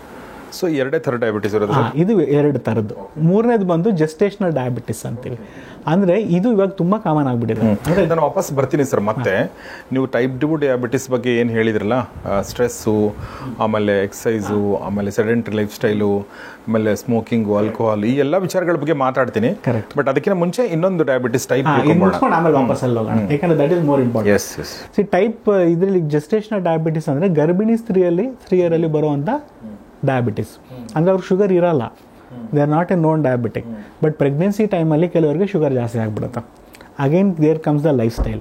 So ಪ್ರೆಗ್ನೆನ್ಸಿಲಿ ನಮಗೆ ಒಂದು ಚಾಲೆಂಜ್ ಏನಪ್ಪ ಅಂದರೆ, ನಮಗೆ ಶುಗರ್ ಕಂಟ್ರೋಲ್ ಅಂತ ಏನು ಹೇಳ್ತೀವಿ ಅದು ತುಂಬ ಸ್ಟ್ರಿಕ್ಟ್ ಆಗಿಟ್ಟಿರ್ತೀವಿ. ಓಕೆ. ಇವಾಗ ಸಪೋಸ್ ಇವಾಗ ನಾರ್ಮಲ್ ಡಯಾಬಿಟಿಸ್ ಅವರಿಗೆ ಫಾಸ್ಟಿಂಗ್ 100 to 120 ಪರವಾಗಿಲ್ಲ, ಆಫ್ಟರ್ ಫುಡ್ 180 170 ಓಕೆ ಅಂತ ಹೇಳ್ತೀವಿ. ಬಟ್ ಪ್ರೆಗ್ನೆನ್ಸಿಲಿ ಇಲ್ಲ, ಫಾಸ್ಟಿಂಗ್ 90 ಒಳಗಡೆ ಇರಬೇಕು, ತಿಂಡಿ ಆದಮೇಲೆ 120 ಒಳಗಡೆ ಇರಬೇಕು. Okay. So that will safeguard the kid, ಬೇಬಿನ ಅದು ಬೆಳವಣಿಗೆಗೆ ತುಂಬ ಹೆಲ್ಪ್ ಆಗುತ್ತೆ. ಸೊ ಅವಾಗ ನಮಗೆ ಪ್ರೆಗ್ನೆನ್ಸಿಲಿ ಒಂದು ಚಾಲೆಂಜ್ ಏನಂದರೆ ನಮಗೆ ಮೆಡಿಸಿನ್ಸ್ ಕೊಡೋಕ್ಕಾಗಲ್ಲ, ಬಿಕಾಸ್ ಮೆಡಿಸಿನ್ಸ್ ಕೊಟ್ಟರೆ ಮಗುಗೆ ಎಫೆಕ್ಟ್ ಆಗುತ್ತೆ. So insulin is the only way. Metformin ಕೆಲವು ಟೈಮ್ ಯೂಸ್ ಮಾಡ್ತೀವಿ ಅಷ್ಟೇ, ಅದು ಬಿಟ್ಟರೆ ಯಾವ ಮೆಡಿಸಿನ್ಸು ನಾವು ಕೊಡೋಲ್ಲ. ಸೊ ಇನ್ಸುಲಿನ್ ಕೊಟ್ಕೊಂಡೆ ಅವ್ರು ಶುಗರ್ ಕಂಟ್ರೋಲ್ ಮಾಡಬೇಕಾಗತ್ತೆ. So till they finish the pregnancy. So ಆಮೇಲೆ ಸುಮಾರು ಜನಕ್ಕೆ ಅದು ಮತ್ತೆ ವಾಪಸ್ ನಾರ್ಮಲ್ ಬಂದುಬಿಡ್ತಾರೆ. ಸೊ ಜೆಸ್ಟೇಷನಲ್ ಓನ್ಲಿ ಪ್ರೆಗ್ನೆನ್ಸಿಲಿ ಮಾತ್ರ ಇರುತ್ತೆ, ಶುಗರ್ ಜಾಸ್ತಿ, ಆಮೇಲೆ ನಾರ್ಮಲ್ ಬಂದುಬಿಡ್ತಾರೆ. ಬಟ್ ಕೆಲವ್ರಿಗೆ ಬರದೇ ಇರ್ಬೋದು, ಕೆಲವ್ರಿಗೆ ಆಮೇಲೆ ಜಾಸ್ತಿ ಆಗ್ಬೋದು. ಸೊ ಜೆಸ್ಟೇಷನಲ್ ಡೆಲಿವರಿ ಆದಮೇಲೆ. So gestational diabetes also risk factor for type 2 diabetes. Okay okay. ಮುಂದಕ್ಕೆ ಅವ್ರು ಸ್ವಲ್ಪ ಹುಷಾರಾಗಿರಬೇಕು. ಅಟ್ಲೀಸ್ಟ್ ಒಂದು ರೆಗ್ಯುಲರ್ ಚೆಕಪ್ಸು ಅವಾಗವಾಗ ಮತ್ತು ಅವರು ಲೈಫ್ ಸ್ಟೈಲ್ ಸ್ವಲ್ಪ ಮಾನಿಟರ್ ಮಾಡ್ತಾ ಹೋದರೆ ಅವರು ಪ್ರಿವೆನ್ಷನ್ ಮಾಡ್ಕೊಬೋದು. ಓಕೆ. ಇದು ಜೆಸ್ಟೇಷನಲ್ ಡಯಾಬಿಟಿಸ್. ಸೊ ನಾವು ಡಯಾಬಿಟಿಸ್ ಬಗ್ಗೆ ಮಾತಾಡ್ತಾ ಇದ್ವಿ. ನಮ್ಮ ಜೊತೆಗೆ ಡಾಕ್ಟರ್ ಸುದರ್ಶನ್ ಎನ್ ಇದ್ದಾರೆ, ಖ್ಯಾತ ಮಧುಮೇಹ ರೋಗ ತಜ್ಞರು. ನಾವು ಈವರೆಗೆ ಡಯಾಬಿಟಿಸ್ನ ಒಂದಷ್ಟು ಪ್ರೈಮರಿ ವಿಚಾರಗಳನ್ನ ಮಾತಾಡಿದ್ವಿ. ಟೈಪ್ 1 ಡಯಾಬಿಟಿಸ್ ಅಂದ್ರೇನು, ಟೈಪ್ 2 ಡಯಾಬಿಟಿಸ್ ಅಂದ್ರೇನು, ಮತ್ತು ಟೈಪ್ 3 ಅಥವಾ ಜೆಸ್ಟೇಷನಲ್ ಡಯಾಬಿಟಿಸ್ ಅಂತಂದ್ರೆ ಏನು ಮಾತಾಡಿದ್ವಿ. ಆದರೆ ಮೊದಲನೇದು ಮತ್ತು ಮೂರನೇ ಡಯಾಬಿಟಿಸ್ ಏನಿದೆ ಅದು ತುಂಬ ರೇರ್ ಆಗಿ ಬರುವಂಥದ್ದು. ಸೊ ಅದ್ರ ಬಗ್ಗೆ ಜಾಸ್ತಿ ತಲೆ ಕೆಡಿಸ್ಕೊಳ್ಳೋ ಅವಶ್ಯಕತೆ ಇಲ್ಲ. ಟೈಪ್ 2 ಡಯಾಬಿಟಿಸ್ ಏನಿದೆ ಅದು ತುಂಬ ಕಾಮನ್ ಆಗಿರುವಂಥದ್ದು ಮತ್ತು ಯಾರಿಗೆ ಬೇಕಾದ್ರೂ ಬರುವಂಥ ಸಾಧ್ಯತೆ ಇದೆ. ಹೀಗಾಗಿ ಅದ್ರ ಬಗ್ಗೆ ನಾವು ಜಾಸ್ತಿ ಮಾತಾಡೋಣ ಅಂತ ಅನ್ಕೋತೀನಿ. ಸರ್, ನಾನು ಒಂದು ಪ್ರಶ್ನೆ ಕೇಳ್ತೀನಿ ಸರ್. ನನಗನ್ನಿಸುತ್ತೆ ನೀವು ಟೈಪ್ 2 ಡಯಾಬಿಟಿಸ್ ಬಗ್ಗೆ ಮಾತಾಡ್ತಿರ್ಬೇಕಾದ್ರೆ ಸೆಡೆಂಟರಿ ಲೈಫ್ ಸ್ಟೈಲ್ನ ನಾವು ಸರಿ ಮಾಡ್ಕೋಬೋದು, ನಾವು ಲೈಫನ್ನು ನಾವು ಸರಿ ಇಟ್ಕೋಬೋದು ಸರ್, ಅದರಲ್ಲೇನು ತೊಂದರೆ ಇಲ್ಲ. ನಾವು ಡ್ರಿಂಕ್ಸ್ ಬಿಡ್ಬೋದು ಸರ್, ಏನು ದೊಡ್ಡ ವಿಚಾರ ಅಲ್ಲ. ಸ್ಮೋಕಿಂಗ್ ಕೂಡ ಬಿಡ್ಬೋದು ಸರ್. ಆದರೆ ಸ್ಟ್ರೆಸ್ ಇದೆಯಲ್ಲ ಸರ್, ಅದನ್ನು ಬಿಡೋದು ಭಾಳ ಕಷ್ಟ ಅಲ್ಲ. ನಾನು ಸುಮ್ಮನೆ ಯೋಚನೆ ಮಾಡ್ತಾ ಇದ್ದೆ. ಕರೆಕ್ಟ್. ಯಾಕಂದ್ರೆ ಅದು ನಮ್ಮ ಕೈಯಲ್ಲೇ ಇಲ್ಲ. ಹೌದು. ಸ್ಟ್ರೆಸ್ ಬಹಳಷ್ಟು ಜನರಿಗೆ ಪಾಪ ನೀ ಸ್ಟ್ರೆಸ್ ಅವ್ರಿಗೆ ಇಷ್ಟ ಇಲ್ಲ ಸ್ಟ್ರೆಸ್ ಮಾಡ್ಕೊಳ್ಳೋಕ್ಕೆ ಆಗ್ಬಿಡುತ್ತೆ, ಬಟ್ ಸ್ಟ್ರೆಸ್ ಆಗುತ್ತೆ ಅವ್ರಿಗೆ ಪಾಪ. ಖಂಡಿತ. ಸೊ ಈ ಸ್ಟ್ರೆಸ್ ಬಗ್ಗೆನೇ ಬೇಕಾದ್ರೆ ನಾವು ಇನ್ನೊಂದು ಹೊಸದಾಗಿ ಒಂದು we can talk about stress for A long time. I am not A psychiatrist, but still ನನ್ನ ಅನುಭವದಲ್ಲಿ ನನಗೇನು ಉಪಯೋಗ ಆಗಿದೆ ಪರ್ಸ್ನಲಿ ಮತ್ತು ನನ್ನ ಪೇಷಂಟ್ಸ್ಗೇನು ಉಪಯೋಗ ಆಗಿದೆ ಅದನ್ನು ನಾನು ಶೇರ್ ಮಾಡ್ಕೊಂಡು. ಖಂಡಿತ. ಸೊ ಇವಾಗ ನಾವು ಸ್ಟ್ರೆಸ್ ಮ್ಯಾನೇಜ್ಮೆಂಟ್ ಅಂತ ಬಂದಾಗ ನಾನೇನು ಹೇಳ್ತೀನಿ ಅಂದರೆ ಎಲ್ರಿಗೂ ನನ್ನ ಹತ್ರ ಬರೋರಿಗೆ, ಸೊ ಒಂದು ಬಂದು ಸ್ಟ್ರೆಸ್ ಸರ್ ಲೈಫ್ ಲಾಂಗ್ ಇರುತ್ತೆ, ಅದೇನು ಮಾಡೋಕ್ಕಾಗಲ್ಲ ಅಂತಾರೆ. ಬಟ್ ಅಲ್ಲಿ ಒಂದು ಕರೆಕ್ಷನ್ ಮಾಡೋಣ. ಪ್ರಾಬ್ಲಮ್ಸ್ ಲೈಫ್ ಲಾಂಗ್ ಇರುತ್ತೆ, ಪ್ರಾಬ್ಲಮ್ಸ್ ಇಲ್ಲದೆ ಜೀವನ ಇಲ್ಲ. ಕರೆಕ್ಟ್. ನಾವಿರೋ ತನಕ ಒಂದಲ್ಲ ಒಂದು ಪ್ರಾಬ್ಲಮ್ ಬರ್ತಾ ಇರುತ್ತೆ. Exactly. Problem is compulsory in life. Compulsory in life. ನೀವು ಹೇಳ್ದಂಗೆ ಪ್ರಾಬ್ಲಮ್ ಲೆಸ್ ಆಗ್ಬಿಟ್ರೆ ಲೈಫ್ ಇರೋದೇ ಇಲ್ಲ. ನೀವು ಇದನ್ನ ತುಂಬ ಪಾಸಿಟಿವ್ ಆಗಿ ನೋಡ್ಬೇಕು. ಏನೋ ಒಂದು ಪ್ರಾಬ್ಲಮ್ ಇದೆ ಅಂತಂದ್ರೆ ನಾವು ಬೆಳಗ್ಗೆ ಹೇಳ್ತೀವಿ, ನಾವು ಅದ್ರ ಬಗ್ಗೆ ಮಾತಾಡ್ತೀವಿ, ಫೋನ್ ಮಾಡ್ತೀವಿ, ಹೋಗ್ತೀವಿ, ಇಂಪ್ರೂವ್ ಮಾಡ್ಕೋಬೇಕು, ನಾವು ಸರಿ ಆಗ್ಬೇಕು, ಅದು ಮಾಡ್ಬೇಕು, ಒಂದಷ್ಟು ತಲೆಯಲ್ಲಿ ಓಡ್ತಾ ಇರುತ್ತೆ. ನೀವು ಕಂಪ್ಲೀಟ್ ಪ್ರಾಬ್ಲಮ್ ಲೆಸ್ ಲೈಫ್ ಆಗ್ಬಿಟ್ರೆ ನೀವು ಲೈಫ್ ಬೋರಿಂಗ್ ಆಗ್ಬಿಡುತ್ತೆ, ಆಮೇಲೆ ನೀವು ಸತ್ತೋಗೋ ಸಾಧ್ಯತೆ ಇದೆ. So problem is compulsory in life, but stress is optional ಅಂತ. ಅದು ನಮ್ಮ ಮೇಲೆ ಡಿಪೆಂಡ್ ಆಗುತ್ತೆ. ಕರೆಕ್ಟ್. ಇವಾಗ ಹೆಂಗೆ ಅಂದರೆ ಫಾರ್ ಎಕ್ಸಾಂಪಲ್ ಸ್ಟ್ರೆಸ್ ಅನ್ನೋದು ಇಟ್ಸ್ ವೆರಿ ಸಬ್ಜೆಕ್ಟಿವ್. ಅಂದರೆ ಒಬ್ಬೊಬ್ರಿಗೆ ಒಂದೊಂದು ಥರ. ಇವಾಗ ಕೆಲವ್ರಿಗೆ ಬೆಳಗ್ಗೆ ಎದ್ದು ನಲ್ಲಿ ಓಪನ್ ಮಾಡಿ ನೀರು ಬಂದಿಲ್ಲ ಅಂದರೆ ಅವ್ರ ದಿನ ಹಾಳಾಗ್ಬೋದು. ಕರೆಕ್ಟ್. ಕೆಲವ್ರು ಮನೆ ಹತ್ಕೊಂಡಿರ್ತಾರೆ, ಇನ್ನು ಪರವಾಗಿಲ್ಲ ಬಿಡಪ್ಪ ಇನ್ನೊಂದ್ಸಲ ಕಟ್ಕೋಣ ಅನ್ಬೋದು. ಸೊ 2 ಥರ ಜನನೂ ಇದ್ದಾರೆ, ಮಧ್ಯದಲ್ಲಿರೋರು ಇದ್ದಾರೆ. So stress is very subjective. ಇದಕ್ಕೆ ನಾವು ಒಂದು ಪ್ರೋಟೋಕಾಲ್ ಅಂತ ಹೇಳೋಕೆ, ಇವಾಗ ಡಯಾಬಿಟೀಸ್ಗೆ ಹಿಂಗೆ ಮಾಡಿ ಅನ್ಬೋದು, ಸ್ಟ್ರೆಸ್ಗೆ ಹಿಂಗೆ ಮಾಡಿ ಅಂತ ಹೇಳೋದು ಭಾಳ ಕಷ್ಟ. ಸೊ ನಾನೇನು ಹೇಳ್ತೀನಿ ಅಂದರೆ ಯೂಶಲಿ ಸರ್ ನಿಮ್ಗೊಂದು ಪ್ರಶ್ನೆ. Okay. Who is the most important person in your life? Me only. Super. ನೀವು ಫಸ್ಟ್ ಅನ್ಸುತ್ತೆ ಇದು ಹೇಳಿರೋದು. ಇದುವರೆಗೆ ಎಲ್ಲ ಫ್ಯಾಮಿಲಿ ಅದು ಇದು ಅಂತಾರೆ, but this is the right answer. I am happy. So actually ಹೇಳಬೇಕು ಅಂದರೆ ನಾವು ಎಲ್ಲ ಕಡೆಯೂ ಟೈಮ್ ಸ್ಪೆಂಡ್ ಮಾಡ್ತೀವಿ. ಜಾಬ್ ಮಾಡ್ತೀವಿ, ಫ್ಯಾಮಿಲಿ ಜೊತೆ ಟೈಮ್ ಸ್ಪೆಂಡ್ ಮಾಡ್ತೀವಿ, ಫ್ರೆಂಡ್ಸ್ ಜೊತೆ ಟೈಮ್ ಸ್ಪೆಂಡ್ ಮಾಡ್ತೀವಿ, ರಿಕ್ರಿಯೇಷನ್ ಟೈಮ್ ಸ್ಪೆಂಡ್ ಮಾಡ್ತೀವಿ, ಎಲ್ಲ ಟೈಮ್ ಸ್ಪೆಂಡ್ ಮಾಡ್ತೀವಿ. ಬಟ್ ನಮ್ಮ ಜೊತೆ ನಾವು ಟೈಮ್ ಸ್ಪೆಂಡ್ ಮಾಡ್ತೀವಾ? ಎಷ್ಟು ಮಾಡ್ತೀವಿ? ಕರೆಕ್ಟ್. ಮಾಡಿದ್ರು it will be very very negligible. So ನಾನೇನು ಹೇಳ್ತೀನಿ ಅಂದರೆ ನನ್ನ ಹತ್ರ ಬರೋರಿಗೆ ಸ್ಟ್ರೆಸ್ ಮ್ಯಾನೇಜ್ಮೆಂಟ್ಗೆ ಇದು I try this me time ಅಂತ. ಮೀ ಟೈಮ್ ಅಂತಂದರೆ ನನಗೋಸ್ಕರ ನಾನು ಟೈಮ್ ಸ್ಪೆಂಡ್ ಮಾಡ್ತೀನಿ. ಇವಾಗ ನನ್ನ ಪ್ರಕಾರ ಏನಂದರೆ there is something called distress factor ಅಂತ. ಡಿಸ್ಟ್ರೆಸ್, ಇವಾಗ ಸ್ಟ್ರೆಸ್ ಆಗಬೇಕು ಅಂದರೆ ಸ್ಟಿಮ್ಯುಲೇಷನ್ ಬೇಕು, ಅದೇ ಥರ ಸ್ಟ್ರೆಸ್ ಕಡಿಮೆ ಮಾಡ್ಕೊಳ್ಳೋಕೆ ಕೆಲವು ದಾರಿಗಳು ಬೇಕು. ಕರೆಕ್ಟ್. ಸೊ ಇದು ಏನು ಬೇಕಾದ್ರೆ ಆಗಿರ್ಬೋದು. ಇಟ್ ಈಸ್ ನಾನು ಹೇಳ್ದಂಗೆ ಸಬ್ಜೆಕ್ಟಿವ್, ಒಬ್ಬೊಬ್ರಿಗೆ ಒಂದೊಂದು ಥರ. ಇವಾಗ ಕೆಲವ್ರು ಹೇಳ್ತಾರೆ ನಾನು ಮೆಡಿಟೇಷನ್ ಮಾಡಿದ್ರೆ ಮೈಂಡ್ ಕಾಮ್ ಆಗುತ್ತೆ, ಕೆಲವ್ರು ಹೇಳ್ತಾರೆ ನಾನು ಬುಕ್ ಓದಿದ್ರೆ ಮೈಂಡ್ ಕಾಮ್ ಆಗುತ್ತೆ, ಕೆಲವ್ರು ಮ್ಯೂಸಿಕ್ ಕೇಳಿದ್ರೆ ಕಾಮ್ ಆಗುತ್ತೆ, ಕೆಲವ್ರು ನಾನು ಏನು ಮಾಡಲ್ಲ ಸುಮ್ಮನೆ ಕೂತಿರ್ತೀನಿ ಅಂತಾರೆ, ಕೆಲವರು ಒಂದು ಯಾವ್ದಾದ್ರು ಕಾಮಿಡಿ ವಿಡಿಯೋಸ್ ನೋಡೋಣ ಅಂತಾರೆ, ಕೆಲವರು ಎಕ್ಸಸೈಸ್ ಮಾಡ್ತಾರೆ. So it varies. ಕೆಲವರು ಆರ್ಟ್ಸ್ ಇರ್ಬೋದು, ಕೆಲವರು ಹಾಬೀಸ್ ಇರುತ್ತೆ. ಸೊ ಅದೆಲ್ಲ ಮೆಡಿಟೇಷನ್ ಥರನೇ. ಸೊ ಇದು ನಾವು ಕಂಡುಹಿಡ್ಕೊಬೇಕು ನಮಗೇನು ಅಂತ. ಸೊ ಈ ಥರ ಫ್ಯಾಕ್ಟರ್ ಎಲ್ಲರಲ್ಲೂ ಇರುತ್ತೆ, ಒಂದೊಂದು ಫ್ಯಾಕ್ಟರು. ಸೊ ಅದು ಹೆಂಗೆ ಕಂಡುಹಿಡಿಯೋದು ಅಂದರೆ ನೀವು ಅದನ್ನು ಮಾಡಬೇಕಾದ್ರೆ ಟೈಮ್ ಝೋನ್ ಇರೋಲ್ಲ. You lose time zone. ಅರೆ ಇಷ್ಟು ಬೇಗ ಅರ್ಧ ಗಂಟೆ ಆಗೋಯ್ತಾ, ಅರೆ ಇಷ್ಟು ಬೇಗ 1 hour ಆಗೋಯ್ತಾ, ಅಲ್ಲ ಕೆಲಸದಲ್ಲೂ ಆಗುತ್ತದು when you are busy working, but that will be stressful. So ಇಲ್ಲಿ without stress you will enjoy doing it. So ಅದನ್ನು ನಾವು ಕಂಡುಹಿಡ್ಕೊಂಡು we have to implement every 15 minutes at the end of our day. ನಾವು ದಿನಚರಿಲಿ ಏನಿದೆ ಒಂದು 15 ನಿಮಿಷ ನಮಗೋಸ್ಕರ ಅದನ್ನು ನಾವು ಮಾಡ್ಕೊಬೇಕು. ಫಾರ್ ಎಕ್ಸಾಂಪಲ್, ಇವಾಗ ನಾವು ದಿನ ಪೂರ್ತಿ ಮುಗಿಸ್ಕೊತೀವಿ, 15 ನಿಮಿಷ ಸ್ಟಾರ್ಟ್ ವಿತ್ 15 ಮಿನಿಟ್ಸ್. ಮೊಬೈಲ್ ಎಲ್ಲ ಸೈಡ್ ಇಟ್ಬಿಟ್ಟು ಯಾರಿಗೂ ಮಕ್ಕಳಿಗೆ ಮೆಂಟಿಗೆ ಡಿಸ್ಟರ್ಬ್ ಆಗಬೇಡಿ ಅಂತ ಹೇಳ್ಬಿಟ್ಟು 15 ನಿಮಿಷ ನಿಮಗೆ ಓಕೆ ಏನಾದ್ರು ಹಾಬಿ ಇದೆಯಾ, ಬುಕ್ ಓದೋ ಅಭ್ಯಾಸ ಇದೆ, ಓದಿ. ಅವಾಗ ಏನಾಗುತ್ತೆ, mind will get focused on one thing. ನಿಮ್ಗದು ಯಾಕಂದರೆ you love to do it. ಇದು ನಿಮಗೆ ಫೋರ್ಸ್ಫುಲಿ ಮಾಡ್ತಾ ಇಲ್ಲ, you will enjoy doing it. So ಅವಾಗ ನಿಮ್ಗೆ ಏನಾಗುತ್ತೆ, ಮೈಂಡ್ ಕಂಪ್ಲೀಟಾಗಿ ನಿಮ್ಮ ಫೋಕಸ್ಸು ಕಂಪ್ಲೀಟ್ ಬೇರೆ ಕಡೆ ಹೋಗ್ಬಿಡುತ್ತೆ. ನಿಮ್ಮ ದಿನ ಪೂರ್ತಿ ಏನು ನಡೀತೋ ಅದೆಲ್ಲ ಸೈಡ್ಗೆ ಇಟ್ಬಿಟ್ಟು mind will focus on something else. So ಹಂಗಾರೆ 15 ನಿಮಿಷ ಬಿಟ್ಟಾದ್ಮೇಲೆ ಸ್ಟ್ರೆಸ್ ಬರಲ್ವಾ? ಖಂಡಿತ ಬರುತ್ತೆ. ಇದು ಹೆಂಗೆ ಅಂತಂದರೆ, ಇಫ್ ಯು ಅಬ್ಸರ್ವ್, ಒಂದು ಸಲಕ್ಕೆ ನಮ್ಮ ಮೈಂಡಲ್ಲಿ ಒಂದೇ ಥಾಟ್ ಬರೋದು ಅಲ್ವಾ? ಸೊ ಆ ಥಾಟ್ ಬರುತ್ತೆ. ಇವಾಗ ಫಾರ್ ಎಕ್ಸಾಂಪಲ್ ಏನೋ ಆಯಿತು ಆಫೀಸಲ್ಲಿ ಬಾಸ್ ಏನೋ ಬೈದರು, ಆ ಥಾಟ್ ಓಡ್ತಾ ಇರುತ್ತೆ. ಅದಕ್ಕೆ ಕನೆಕ್ಟಿಂಗ್ ಥಾಟ್ಸು. ಅಂದರೆ ನಿನ್ನೆ ಹಿಂಗಂದ್ರು, ಮೊನ್ನೆ ಹಿಂಗಾಗಿತ್ತು, ಲಾಸ್ಟ್ ಇಯರ್ ಹಿಂಗಾಗಿತ್ತು, ಅದು ಎಲ್ಲಿವರೆಗೂ ಹೋಗ್ಬೋದು ಅಂದರೆ ನಮ್ಮ ಪ್ರೈಮರಿ ಸ್ಕೂಲಲ್ಲಿ ಮಿಸ್ ಇರೋವರೆಗೂ ಹೋಗ್ಬೋದು. ಕನೆಕ್ಟಿಂಗ್ ಥಾಟ್ಸ್ ಮುಂದೆ ಹೋಗ್ಬೋದು, ಮುಂದೆ ಆಗ್ಬೋದು. Correct. Connecting thoughts fast future ಓಡಾಡ್ತಾ ಇರುತ್ತೆ. ಸೊ ಈ 15 ಮಿನಿಟ್ಸ್ ಏನು ಮಾಡುತ್ತೆ ಅಂದರೆ ಅದರಿಂದ ನಮಗೊಂದು ಬ್ರೇಕ್ ಸಿಗುತ್ತೆ. So when you focus something else, ಅಲ್ಲಿ ನಿಮ್ಗೆ ಅದು ಕಟ್ ಆಗಿಬಿಡುತ್ತೆ. ಸ್ಟ್ರೆಸ್ ಯಾವಾಗ ಆಗುತ್ತೆ ಅಂದರೆ when you get emotionally involved with your thoughts ಅಲ್ವಾ? ಈ ಎಮೋಷ್ನಲ್ ಇನ್ವಾಲ್ವ್ಮೆಂಟ್ ನಮ್ಗೆ ಗೊತ್ತಿರಲ್ಲ, ಅದು ಆಗ್ತಾ ಇರುತ್ತೆ ಅದು ಸಬ್ಕಾನ್ಷಿಯಸ್ಲಿ. ಸೊ ಆವಾಗ ನಾವು ಈ ಬ್ರೇಕ್ ಕೊಟ್ಟಾಗ ಏನಾಗುತ್ತೆ, ನಿಮ್ಗೆ ಆ ಮೈಂಡ್ ಆ ಥಾಟ್ಸಿಂದ ಸ್ವಲ್ಪ ಬೇರೆ ಕಡೆ ಫೋಕಸ್ ಮಾಡ್ಕೊತೀರ. ಬಟ್ 15 ನಿಮಿಷ ಆದಮೇಲೆ ತಿರ್ಗಾ ಬರುತ್ತಾ ಅಂದರೆ ಖಂಡಿತ ಬರುತ್ತೆ. ಅಷ್ಟು ಸುಲಭ ಆಗಿದ್ದೀರಾ, ಮೈಂಡ್ ಕಂಟ್ರೋಲ್ ಮಾಡಿದ್ರೆ ಎಲ್ಲ ಬುದ್ಧ ಬಿಡ್ಬೋದಾಗಿತ್ತು ಅಲ್ವಾ? ಸೊ ಬರುತ್ತೆ, ಬಟ್ ಇಂಟೆನ್ಸಿಟಿ ಕಡಿಮೆ ಆಗ್ತಾ ಹೋಗುತ್ತೆ. ಯಾಕೆಂದ್ರೆ ನಿಮ್ಮ ಮೈಂಡ್ ಆಲ್ರೆಡಿ ರಿಫ್ರೆಶ್ ಆಗಿರುತ್ತೆ. ಭಾಳ ಚೆನ್ನಾಗಿ. ಸೊ ಮತ್ತೆ ನಾವು ಎವ್ರಿ ಡೇ ನಾವು 15 ಮಿನಿಟ್ಸ್ ಮಾಡ್ತಾ ಹೋದರೆ ಇನಿಷಿಯಲಿ ನಮ್ಗೆ ಏನಪ್ಪ ಇದು ಮಾಡ್ತಾ ಇದ್ದೀನಿ ಫನ್ನಿ ಅಂತ ಅನ್ನಿಸ್ಬೋದು. ಬಟ್ ಲಾಂಗ್ ರನ್ನಲ್ಲಿ ಐ ಹ್ಯಾವ್ ಸೀನ್ ನನ್ನ personal experience and also I have seen people managing the stress problems in a better way.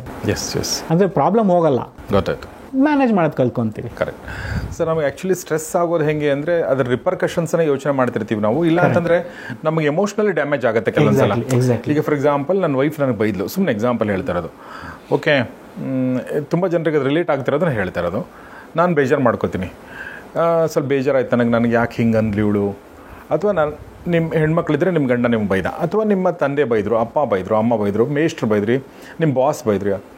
ನಾನು ಕಂಡುಕೊಂಡಿರೋದು ಸರ್, ನಂಗೆ ತುಂಬ ಬೇಜಾರಾಯಿತು. ನಾನು ಯೋಚನೆ ಮಾಡ್ತೀನಿ, ನನ್ನ ವೈಫ್ ನನಗೆ ಇದಕ್ಕಿಂತ ಮುಂಚೆ ಇದೇ ಇಂಟೆನ್ಸಿಟಿನಲ್ಲಿ ಬೈದಿದ್ಲಾ ಅಂತ ಯೋಚನೆ ಮಾಡ್ತೀನಿ. ಹೌದು, ಬೈದಿದ್ಲು, ಮತ್ತು ಅದು ಎಲ್ಲಿದೆ ಈಗ? ಅದು ಹೋಗಿದೆ ಅಲ್ವಾ? ಇದು ಹಾಗೆ, ಇದು ಹಳೇದು ಅನ್ಕೊಂಬೋಣ. Exactly sir. ಅದು ಒಂದು ಕೋಟ್ ಓದಿದೆ, ತುಂಬ ಇಟ್ ವಾಸ್ ವೆರಿ ಇಂಟ್ರೆಸ್ಟಿಂಗ್. ಈ ಪಾಯಿಂಟು 5 ರೂಲ್ಸ್ ಅಂತ. ಅಂದರೆ ಇವಾಗ ನಾವೇನೋ ಸ್ಟ್ರೆಸ್ಸಲ್ಲಿ ಇದ್ದೀವಿ ಅಂತ ಇಟ್ಕೊಳ್ಳಿ, what we have to think, 5 ವರ್ಷ ಆದಮೇಲೆ ಇದು ನನಗೆ ಎಫೆಕ್ಟ್ ಆಗುತ್ತಾ ಇಲ್ಲ ಅಂತಂದರೆ ಅದ್ರ ಮೇಲೆ 5 ನಿಮಿಷನೂ ವೇಸ್ಟ್ ಮಾಡಬೇಡ. ಕರೆಕ್ಟ್, ಭಾಳ ಚೆನ್ನಾಗಿ ಹೇಳಿದ್ರಿ ಸರ್. ಇದಕ್ಕೆ ರಿಲೇಟೆಡ್ ಆಗಿ ಇನ್ನೊಂದು ಇನ್ಸಿಡೆಂಟ್ ಏನು ಬಂತು ನನಗೆ, 2 ಬಂತು, ಬಟ್ ಒಂದು ಹೇಳ್ತೀನಿ. ಒಂದೇನಂದರೆ, ಇದು ನಾನು ಮುಂಚೆನೇ ಒಂದ್ಸಲ ಹೇಳಿದ್ದೀನಿ, ಲಂಕೇಶ್ ಅವರು ಬರೆದಿರೋದು ಒಂದು ಲೇಖನದಲ್ಲಿ ಬಂತು ಸರ್. ಇದು ಇಬ್ಬರು ಹುಡುಗಿರು ಇರ್ತಾರೆ ಸರ್. ಓಕೆ, ಆ ಇಬ್ಬರು ಅಕ್ಕ ತಂಗಿರು ಬೇಸಿಕಲಿ. ಅವ್ರ ಮದುವೆ ಆಗಿ ಆಲ್ರೆಡಿ ಒಂದಷ್ಟು ವಯಸ್ಸಾಗಿದೆ, ಅವ್ರಿಗೆ ಮಕ್ಕಳಿದ್ದಾರೆ, ಏನೋ ಇದ್ದಾರೆ. ಅವರು ಒಂದ್ಸಲ ಏನಾಗುತ್ತೆ ಅಂತಂದರೆ ಅವ್ರಿಗೆ ತಮ್ಮ ಹಳೆ ಪುಸ್ತಕಗಳು ಸಿಗ್ತವೆ ಇಬ್ರಿಗೂ. ಹಳೆ ಪುಸ್ತಕಗಳು ಸಿಕ್ಕಾಗ ಇವರು ಇನ್ನೊಬ್ಬರಿಗೆ ಬರೆದಿರುವಂಥ ಒಂದು ಲವ್ ಲೆಟರ್ ಸಿಗುತ್ತೆ ಇಬ್ರಿಗೂ, ಅವ್ರ ರೆಸ್ಪೆಕ್ಟಿವ್ ಬಾಯ್ ಫ್ರೆಂಡ್ ಬರೆದಿರೋ ಲವ್ ಲೆಟರ್. ಅದರಲ್ಲಿ ಇವ್ರು ಏನು ಬರೆದಿರ್ತಾರೆ ಅಂತಂದರೆ, ಹುಡುಗನೂ ಬರೆದಿರೋದು ಇವ್ರು ಬರೆದಿರೋದು ಸಿಗುತ್ತೆ. ನೀನು ಸಿಗದೆ ಇದ್ರೆ ನಾನು ಆತ್ಮಹತ್ಯೆ ಮಾಡ್ಕೋತೀನಿ, ನಾನು ಸತ್ತು ಹೋಗ್ತೀನಿ, ನಾನು ಕೈ ಕುಯ್ಕೋತೀನಿ, ನಾನು ಹಂಗೆ ಮಾಡ್ತೀನಿ, ಏನೇನೋ ಬರೆದಿರ್ತಾರೆ. ಇವ್ರಿಗೆ ಈಗ ಅದನ್ನ ನೋಡಿ ನಗು ಬರ್ತಾ ಇದೆ, ನಾವು ಹೆಂಗಿದ್ವಲ್ವ ನಾವು ಅಂತ ಹೇಳಿ. ಸೊ ಅಂದರೆ ಒಂದು ಟೈಮಲ್ಲಿ ತುಂಬ ಲೈಫ್ ಥ್ರೆಟನಿಂಗ್ ಅನ್ಸುವಂಥದ್ದು ಇನ್ನೊಂದು ಮೂಮೆಂಟ್ ಕಳೆದ್ಮೇಲೆ ಸಿಲ್ಲಿ ಅನ್ಸಕ್ಕೆ ಶುರು ಆಗುತ್ತೆ. ಸೊ ಹಿಂಗಾಗಿ ದ ಪಾಯಿಂಟ್ ಏನಂದರೆ ಆ ಮೂಮೆಂಟನ್ನು ಕಳೆಯಕ್ಕೆ ಬಿಡಿ, just pass through it. Exactly, ಅದಾದಮೇಲೆ ನಿಮಗದು ತುಂಬ ಸಿಂಪಲ್, ಸಿಲ್ಲಿ, ಸ್ಟುಪಿಡ್ ಅಂತೆಲ್ಲ ಅನ್ಸಕ್ಕೆ ಶುರು ಆಗುತ್ತೆ. ಲೆಟ್ ಇಟ್ ಪಾಸ್ ಅಂತ. ಆಮೇಲೆ ನಮ್ಮ ಶಿವಶಂಕರ್ ಸರ್ ಅಂತಿದ್ರು, ಅವ್ರು ತಮ್ಮ ಗುರುಗಳ ಬಗ್ಗೆ ಹೇಳ್ತಿದ್ರು, YNK ಬಗ್ಗೆ. YNK ಅಂತ ನಮ್ಮ ದೊಡ್ಡ ಸಂಪಾದಕರು, ಗೊತ್ತಿರ್ಬೇಕು. ಅವ್ರದ್ದು ಟೇಬಲ್ ಮೇಲೆ ಒಂದು ಗ್ಲಾಸ್ ಇತ್ತು. ಆ ಗ್ಲಾಸ್ ಕೆಳಗಡೆ ಒಂದು ಹಾಕೊಂಡಿದ್ರಂತೆ, ಒಂದು ಕೋಟ್ ಇತ್ತಂತ. ಅದರಲ್ಲಿ ದಿಸ್ ಟು ವಿಲ್ ಪಾಸ್ ಅಂತ. ಇದು ಕೂಡ ಮುಗಿದು ಹೋಗುತ್ತೆ. ಅಂದರೆ ಏನೇ ದೊಡ್ಡ ಘಟನೆ ಆಗಿದೆ ಅಂತಂದ್ರೂ ಕೂಡ, ಏನೇ ಆಗಿದೆ ಅಂತಂದ್ರೂ ಕೂಡ ಇದು ಮುಗಿದು ಹೋಗುತ್ತೆ ಅನ್ನೋದು ಅಲ್ಲಿ ನಾನು ಹೇಳಿ ಸರ್. ಇನ್ನೊಂದು ಹೇಳಿ ನಾನು ಮುಗಿಸ್ತೀನಿ ಸರ್, ಸಾರಿ ನಾನು ಜಾಸ್ತಿ ಮಾತಾಡ್ತಾ ಇದ್ದೀನಿ. ನಿನ್ನೊಂದು ಪುಸ್ತಕ ಓದ್ತಿದ್ದೆ ಸರ್ ನಾನು, ಹಿಮಾಲಯದ ಮಹಾತ್ಮರ ಸನ್ನಿಧಿ ಅಂತೇಳಿ ಒಂದು ಪುಸ್ತಕ ಓದ್ತಾ ಇದ್ದೆ. ಸ್ವಾಮಿ ರಾಮ ಅಂಥೇಳಿ ಅವರ ಪುಸ್ತಕ ಅದು. ಅದನ್ನು ಕನ್ನಡಕ್ಕೆ ಅನುವಾದ ಮಾಡಿದ್ದಾರೆ. ಅದರಲ್ಲಿ ಅವ್ರು ತಮ್ಮ ಗುರುಗಳ ಬಗ್ಗೆ ಹೇಳ್ತಾರೆ. ಅವರು ಗುರುಗಳು ಗುಹೆಯಲ್ಲಿದ್ದಾಗ ಒಬ್ಬ ರಾಜ ಪದೇ ಪದೇ ಬಂದು ನನಗೆ ಭೇಟಿ ಮಾಡಿಸಿ ಅಂತ ಕೇಳ್ತಿದ್ದಂತೆ. ಬಟ್ ಅವನು ತಾನು ರಾಜ ಅನ್ನೋ ಅಹಂಕಾರದಲ್ಲಿ ಬಂದು ಕೇಳ್ತಿದ್ದಂತೆ. ಹೀಗಾಗಿ ಅವನಿಗೆ ಅವಕಾಶ ಸಿಕ್ಕಿರಲಿಲ್ಲ. ಆಮೇಲೆ ಒಂದು ಸಲ ಅವನು ಗೊತ್ತಾಯ್ತು ಅವನಿಗೆ, ಅವನು ಬಂದ ರಿಕ್ವೆಸ್ಟ್ ಎಲ್ಲ ಮಾಡ್ಕೊಂಡು ಬಂದಮೇಲೆ ಬಂದು ಗುರುಗಳಿಗೆ ಕೇಳಿದ್ದಂತೆ. ಆದರೂ ಅವನಿಗೆ ರಾಜ ಅಂತಿರೋದ್ರಿಂದ ಅವನು ಕೇಳಿದಂತೆ, ನಿಮಗೆ ಭಾಳ ಇಲ್ಲಿ ಏಕಾಂತ ಫೀಲ್ ಮಾಡ್ತಿರ್ಬೋದಲ್ವ ನೀವು ಅಂತ ಕೇಳಿದಂತೆ. ಅಂದರೆ ನನಗೆ ಇಷ್ಟೊಂದು ಜನ ಇದ್ದಾರೆ, ಒಂದು ನಿಮ್ಮ ಆಗಿದ್ರು, ನೀವು ಪಾಪ ಒಬ್ಬರೇ ಇದ್ದೀರಾ ಅನ್ನೋ ಥರ ಒಂಥರ ಸಿಂಪಥೆಟಿಕ್. ಹೌದೌದು, ನೀನು ಬಂದಮೇಲೆ ನಾನು ಏಕಾಂತ ಫೀಲ್ ಮಾಡ್ತಾ ಇದ್ದೀನಿ ಅಂತಂದ್ರಂತವ್ರು. ಇವನಿಗೆ ನಾನು ಬಂದಮೇಲೆ ಹೆಂಗೆ ಏಕಾಂತ ಫೀಲ್ ಮಾಡ್ತಾ ಇದ್ದೀರಿ ನೀವು ಅಂತಂದರೆ ಅವ್ರು ಹೇಳಿದ್ರಂತೆ, ಬ್ಯೂಟಿಫುಲ್ ಪಾಯಿಂಟ್, ನೀನು ಬರೋಕ್ಕಿಂತ ಮುಂಚೆ ನಾನು ನನ್ನ ಜೊತೆಗಿದ್ದೆ, ನಾನು ನನ್ನ ಕಂಪ್ನಿ ಎಂಜಾಯ್ ಮಾಡ್ತಾಯಿದ್ದೆ, ಆತ್ಮಸಖ, ನಾನು ಖುಷಿಯಾಗಿದ್ದೆ, ಭಾಳ ನನಗೆ ಎಂಜಾಯ್ ಮಾಡ್ತಾಯಿದ್ದೆ, ಆ ಒಂದು ಬ್ಲಿಸ್ ಇತ್ತು ನನಗೆ. ನೀನು ಬಂದ ತಕ್ಷಣ ನನ್ನ ಫ್ರೆಂಡ್ ಹೊರಟೋಗ್ಬಿಟ್ಟ, ಹಿಂಗೆ ನನಗೆ ಏಕಾಂತ ಅನ್ನಿಸ್ತಾ ಇದೆ ಅಂತ. ಕರೆಕ್ಟ್. ಅವಾಗ ರಾಜನಿಗೆ ಹಿ ರಿಯಲೈಸ್ ದಟ್. ಸೊ ಅಂದರೆ ನೀವು ಹೇಳಿದ್ರಲ್ಲ, ನಮ್ಮ ಜೊತೆ ನಾವು ಟೈಮ್ ಸ್ಪೆಂಡ್ ಮಾಡೋವಂಥದ್ದು. ಕರೆಕ್ಟ್. ನಮ್ಮ ಜೊತೆ ನಾವು ಯಾವ ಟೈಮ್ ಸ್ಪೆಂಡ್ ಮಾಡೋಕ್ಕೆ ಅಂದರೆ ನಾವು ನಮ್ಮ ಜೊತೆ ಕಂಫರ್ಟಬಲ್ ಆಗಿರೋದಕ್ಕೆ. ಎಕ್ಸಾಕ್ಟ್ಲಿ. ಸೊ ಕರೆಕ್ಟಾಗಿ ಹೇಳಿರಿ sir, very nice, beautiful is it. Thank you. So that's how stress management ತುಂಬ ಇಂಪಾರ್ಟೆಂಟ್ ಆಗುತ್ತೆ. ಸೊ 15 ನಿಮಿಷ ನಮಗೋಸ್ಕರ ನಾವು ಮುಡುಪಾಗಿ ಇಟ್ಬಿಡೋಣ. ಕರೆಕ್ಟ್. ಸೊ ಏನೇ ಆಗಲಿ ಮಲ್ಗೋಕೆ ಒಂದು 15 ನಿಮಿಷ ಮುಂಚೆ ನಿಮ್ಗೇನು ಬೇಕೋ ಅದು ಮಾಡಿ. ಸೊ ದಟ್ ವಿಲ್ ಇನಿಷಿಯಲಿ ನಿಮ್ಗೆ ಅಂಥ ಡಿಫ್ರೆನ್ಸ್ ಕಾಣದೇ ಇಲ್ಲ ಅಂದ್ರೂ ಮುಂದಕ್ಕೆ ಅದು ತುಂಬ ಹೆಲ್ಪ್ ಆಗುತ್ತೆ ನಮಗೆ ಸ್ಟ್ರೆಸ್ ಮ್ಯಾನೇಜ್ಮೆಂಟಲ್ಲಿ. ಖಂಡಿತ. ಆ ಸ್ಟ್ರೆಸ್ ಅಲ್ಲ ಆ್ಯಕ್ಚುಲಿ, ಬಟ್ ಆ ಟೈಮಿಗೆ ಅದು ಅನಿಸ್ತಾ ಇದೆ, ಹಿಂಗಾಗಿ ಅದು ಆಮೇಲೆ ಕಡಿಮೆ ಆಗುತ್ತೆ. ಖಂಡಿತ ಆಗುತ್ತೆ. ಅಲ್ಲ, ಆಗಲೇಬೇಕದು. ದಟ್ಸ್ ಹೌ ನೇಚರ್ ಇರೋದೇ ಆ ಥರ. ಸೊ ಇವಾಗ ನಮಗೆ ತುಂಬ ಕಷ್ಟ ಕೊಡೋದು, ನಾಳೆ ಅದನ್ನ ನೋಡಿ ನಗ್ಬೋದು ನೀವು ಹೇಳ್ದಂಗೆ. So that's how it work. ಆಮೇಲೆ ಅದು ಏನೋ ಒಂದು ಪ್ರಾಬ್ಲಮ್ ಇದೆ, ಅದು ಏನೋ ಒಂದು ಸಮಸ್ಯೆ ಆಗಿದೆ ಅಂದರೆ ಆ ಸಮಸ್ಯೆನ ಸಾಲ್ವ್ ಮಾಡೋಕ್ಕೆ ಟ್ರೈ ಮಾಡಿ. ಎಕ್ಸಾಕ್ಟ್ಲಿ. ಸೊ ಪ್ರಾಬ್ಲಮ್ ಓರಿಯೆಂಟೆಡ್ ಆಗೋ ಬದಲು ಸೊಲ್ಯೂಷನ್ ಓರಿಯೆಂಟೆಡ್ ಆಗೋಣ. ಸೊಲ್ಯೂಷನ್ ಓರಿಯೆಂಟೆಡ್ ಆಗಿ. Correct. Exactly. So good. So stress, I think this is good information. ನೀವು ತುಂಬ ಚೆನ್ನಾಗಿ ಹೇಳಿರಿ. Thank you sir.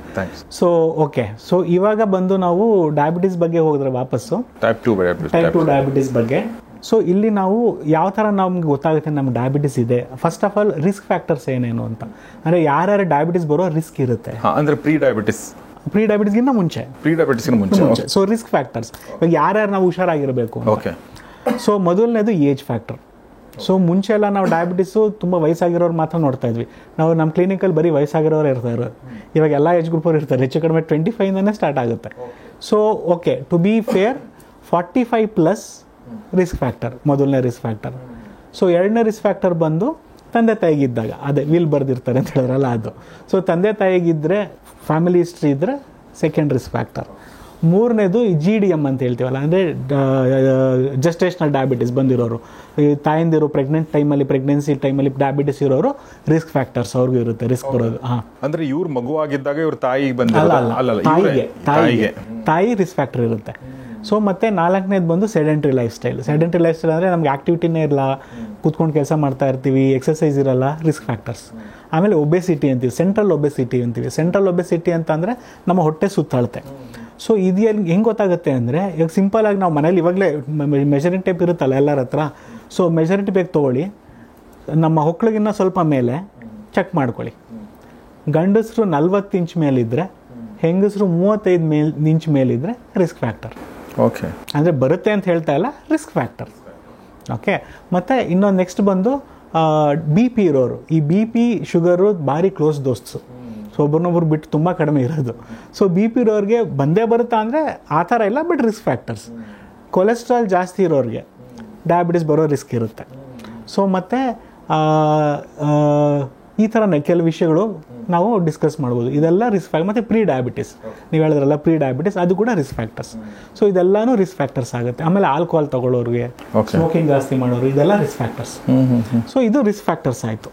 So risk factors ಆದಮೇಲೆ ನೆಕ್ಸ್ಟ್ ಹೆಂಗೆ ಗೊತ್ತಾಗುತ್ತೆ ನನಗೆ ಡಯಾಬಿಟಿಸ್ ಬರ್ತಾ ಇದೆ, ಹೆಂಗೆ ಚೆಕ್ ಮಾಡಿಸ್ಬೇಕು ಅಂತಂದರೆ, ಫಸ್ಟ್ ಬಂದು ಪ್ರೀ ಡಯಾಬಿಟಿಸ್ ಅಂತೀವಿ. ಪ್ರೀ ಡಯಾಬಿಟಿಸ್ ಅಂದರೆ ಡಯಾಬಿಟಿಸ್ ಇಲ್ಲ, ಬಟ್ ಡಯಾಬಿಟಿಸ್ ಬರೋ ರಿಸ್ಕ್ ಇದೆ ಅಂತ. ಅದು ಹೆಂಗೆ ಗೊತ್ತಾಗುತ್ತೆ ಅಂದರೆ, ಒಂದು HbA1c ಅಂತ ಟೆಸ್ಟ್ ಮಾಡ್ತೀವಿ. HbA1c ಗ್ಲೈಕೋಸಿಲೇಟೆಡ್ ಹಿಮೋಗ್ಲೋಬಿನ್ ಅಂತೀವಿ. ಅದನ್ನು ನಾವು ಚೆಕ್ ಮಾಡಿದಾಗ ಅದು 5.7 ಒಳಗಡೆ ಇದ್ದರೆ ನಾರ್ಮಲ್, ಡಯಾಬಿಟಿಸ್ ಇಲ್ಲ, ಪ್ರೀ ಡಯಾಬಿಟಿಸ್ ಇಲ್ಲ. 5.7ಇಂದ 6.5 ಒಳಗಿದ್ರೆ ಇಟ್ ಇಸ್ ಪ್ರೀ ಡಯಾಬಿಟಿಸ್ ಅಂತೀವಿ. 6.5 ಮೇಲಿದ್ರೆ ನಿಮ್ಮ ಕಿರೀಟಕ್ಕೆ ಒಂದು ಗರಿ. ಓಕೆನಾ? ಈ 5.7 ಇಂದ 6.5ವರೆಗೂ ಪ್ರೀ ಡಯಾಬಿಟಿಕ್ ಸ್ಟೇಜ್ ಅಂತೀವಿ. ಈ pre diabetic stage is completely reversible. ಇಲ್ಲಿ ಯೂಸ್ ಮಾಡ್ಬೋದು ನಾವು ರಿವರ್ಸಿಬಲ್. ಸೊ ಏನಂತಂದ್ರೆ ಇಲ್ಲಿ ಈ ಪ್ರೀ ಡಯಾಬಿಟಿಕ್ ಸ್ಟೇಜ್ ನಾವು ಡಿಟೆಕ್ಟ್ ಮಾಡಿದ್ರೆ ಅದನ್ನು ನಾವು ಕಂಪ್ಲೀಟ್ ನಾರ್ಮಲ್ ಆಗಿ ತೊಗೊಂಡು ಹೋಗ್ಬೋದು ವಿತೌಟ್ ಮೆಡಿಸನ್. ಏನು ಮೆಡಿಸನ್ ಬೇಕಾಗಲ್ಲ, ಲೈಫ್ ಸ್ಟೈಲಲ್ಲೇ ಮತ್ತೆ 5.7 ಒಳಗಡೆ ನಾವು ಡಯಾಬಿಟಿಸ್ನ ತೊಗೊಂಡೋಗ್ಬೋದು, ಶುಗರ್ ಲೆವೆಲ್ನ. ಓಕೆ. ಸೊ ಅದನ್ನು ಪ್ರೀ ಡಯಾಬಿಟಿಸ್ ಅಂತೀವಿ. ಸೊ 6.5 ಮೇಲೆ ಹೋದರೆ ಡಯಾಬಿಟಿಕ್ಸ್ ಅಂತ ಕನ್ಫರ್ಮ್ ಆಗುತ್ತೆ. ಬಟ್ ಡಯಾಬಿಟಿಸ್ ಬಂದ ತಕ್ಷಣ ನಾವು ಲೈಫ್ ಲಾಂಗ್ ಹಿಂಗೆ 6.5 ಮೇಲೆ ಇರ್ತಾ ಅಂದರೆ ಇಟ್ ನಾಟ್ ನೆಸಸರಿ. 6.5 ಮೇಲೆ 7 ಹೋದ್ರು 10 ಹೋದ್ರೂ ಮತ್ತೆ ಅದನ್ನು 6.5 ಒಳಗಡೆ ತೊಗೊಂಬರ್ಬೋದು, ಮತ್ತೆ 5.7 ಒಳಗಡೆನೂ ತೊಗೊಂಡು ಹೋಗ್ಬೋದು. So this is what we are gaming at. So ಅದನ್ನು ಮಾಡ್ಕೊಂಡು ಹೋಗ್ಬೋದು. ಮೆಡಿಸಿನ್ಸ್ ಕಡಿಮೆ ಮಾಡೋಕ್ಕೆ ನಮ್ಗೆ ಈಸಿ ಆಗುತ್ತೆ ಅವಾಗ. ಸೊ ಇದು ನಮ್ಮ ವಿಂಗಡಣೆ. So normal, pre diabetes, diabetes ಅಂತ. ಸೊ ಈ ಥರ ನಾವು ಮಾಡ್ಕೊಂಡು ಹೋಗ್ತೀವಿ. ಇವಾಗ ನೆಕ್ಸ್ಟ್ ಪ್ರಿವೆನ್ಷನ್ ಅಂತ ಬಂದಾಗ ನಾವು ಡಯಾಬಿಟಿಸ್ ಬರದೇ ಇರೋ ಥರ ಹೆಂಗೆ ತಡಿಬೋದು, ಪಾಸಿಬಿಲಿಟಿ ಇದೆಯಾ ಅಂದರೆ ಖಂಡಿತ ಇದೆ ಸರ್. ಅದಕ್ಕಿಂತ ಮುಂಚೆ ನಾರ್ಮಲ್ಲು, ಪ್ರೀ ಡಯಾಬಿಟಿಕ್ಕು ಮತ್ತು ಡಯಾಬಿಟಿಕ್ಕು 3 ಅಂಶಗಳ ಬಗ್ಗೆ ತಾವು ಹೇಳಿದ್ರಿ. ಮತ್ತು ಪ್ರೀ ಡಯಾಬಿಟಿಕ್ ಇದ್ದಾಗ ನೀವು ರಿವರ್ಸಲ್ ಮಾಡಬಹುದು ಅನ್ನೋ ಮಾತನ್ನು ಕೂಡ ನೀವು ಹೇಳಿದ್ರಿ. ಮತ್ತು ನಾರ್ಮಲ್ ಇದ್ದಾಗ, ನಾರ್ಮಲ್ ಇದ್ದೀರಾ ನೀವೀಗ, ಬಟ್ ನಿಮಗೆ ರಿಸ್ಕ್ ಫ್ಯಾಕ್ಟರ್ ಯಾವಾಗಿದೆ ಅನ್ನೋದು ಮಾತನ್ನು ಕೂಡ ನೀವು ಹೇಳಿದ್ರಿ. ನಿಮ್ಮ ಫ್ಯಾಮಿಲಿಯಿಂದ ಬಂದಿದ್ದಿರ್ಬೋದು, ನೀವು ಒಬಿಸಿಟಿ ಥರದಿರ್ಬೋದು, ನಿಮ್ಮ ಲೈಫ್ ಸ್ಟೈಲ್ ಇರ್ಬೋದು, ಸ್ಟ್ರೆಸ್ ಇರ್ಬೋದು. ಸೊ ಈ ಎಲ್ಲ ಅಂಶಗಳು ತಾವು ಹೇಳಿದ್ರಿ.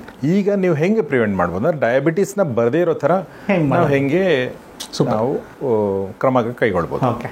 ಸೊ ಇವಾಗ ಡಯಾಬಿಟಿಸ್ ಬರದೇ ಇರೋ ಥರ ಹೆಂಗೆ ಕ್ರಮ ತೊಗೊಬೋದು ಅಂತಂದರೆ ಇಲ್ಲಿ 5 ಪಾಯಿಂಟ್ನ ನಾವು ಯೂಸ್ ಮಾಡ್ಕೊಬೋದು. 5 ಪಾಯಿಂಟ್ಸ್. ಆವಾಗಲೇ ಡೋರ್ ಕ್ಲೋಸ್ ಆಗುತ್ತೆ ಅಂತ ಹೇಳಿದ್ವಲ್ಲ, ಅದೇ ಪಾಯಿಂಟ್ಸ್ ಇಲ್ಲೂ ಕ್ಲಾರಿಫೈ ಮಾಡ್ಕೊಳ್ಳೋಣ. ಮೊದಲನೇದು ಬಂದು ಫುಡ್. ನಮ್ಮ ಊಟ ತುಂಬ ಇಂಪಾರ್ಟೆಂಟ್. ನಾವು ತಿನ್ನೋದ್ರ ಮೇಲೆ ಡಿಪೆಂಡ್ ಆಗುತ್ತೆ. ಸೊ ನಾವು ಊಟನ ರೆಗ್ಯುಲರ್ ಆಗಿ ಹೆಲ್ತಿಯಾಗಿ, ಜಂಕ್ಸ್ನೆಲ್ಲ ಕಡಿಮೆ ಮಾಡಿಕೊಂಡು, ಸಕ್ಕರೆ ಅಂಶ ಕಡಿಮೆ ಮಾಡಿಕೊಂಡು, ಕಾರ್ಬೋಹೈಡ್ರೇಟ್ಸ್ನ ಸ್ವಲ್ಪ ರೆಸ್ಟ್ರಿಕ್ಟ್ ಮಾಡಿಕೊಂಡು, healthy food, more vegetables and fruits ತಗೊಳ್ತಾ ಹೋದರೆ ನಾವು ಊಟದಲ್ಲಿ ನಾವು ಶುಗರ್ ಬರದೇ ಇರೋ ಥರ ನೋಡ್ಕೊಬೋದು. Wonderful sir. ಸೊ ಮೊದಲನೇದು ಸರ್, ಈ ಜಂಕ್ ಫುಡ್ಡಲ್ಲಿ ಈಗ ಚೀಸು ಇದೆಲ್ಲ ಬರುತ್ತಲ್ಲ ಸರ್? ಹಾಂ, ಇದೆಲ್ಲ ಜಂಕ್ ಫುಡ್. ಚೀಸ್ನ ಜಂಕ್ ಫುಡ್ ಅಂತ ಆಗಲ್ಲ. ಅದು ಚೀಸ್ ಏನ್ರ ಮೇಲೆ ಇರುತ್ತೆ ಅನ್ನೋ ಮೇಲೆ ಡಿಪೆಂಡ್ ಆಗುತ್ತೆ. ಅದು ಪಿಜ್ಜಾ ಮೇಲೆ ಹೋದರೆ ಜಂಕ್ ಫುಡ್ ಆಗುತ್ತೆ. ಬಟ್ ಇವಾಗ ಕೆಲವು ಟೈಮ್ ಏನಾಗುತ್ತೆ, ಇವಾಗ ನಿಮ್ಗೆ ಕೊಲೆಸ್ಟ್ರಾಲ್ ಎಲ್ಲ ನಾರ್ಮಲ್ ಇದ್ದರೆ ಚೀಸ್ ಕ್ಯಾನ್ ಬಿ ಟೇಕನ್. ಅದೆಲ್ಲ ಏನು ತೊಂದರೆ ಇಲ್ಲ. ಕೊಲೆಸ್ಟ್ರಾಲ್ ಜಾಸ್ತಿ ಇದ್ರೆ ಅವಾಯ್ಡ್ ಮಾಡಕ್ಕೆ ಹೇಳಿ. ಚೀಸ್ ಥರ ಸುಮಾರು ಬರ್ತವೆ ಸರ್. ನನ್ನ ಮಗ ತಿಂತಿರ್ತಾನೆ, ನನಗೆ ಗೊತ್ತೇ ಇಲ್ಲ ಅದು ಏನೇನು ಎಕ್ಸಾಕ್ಟ್ಲಿ ಅಂತ.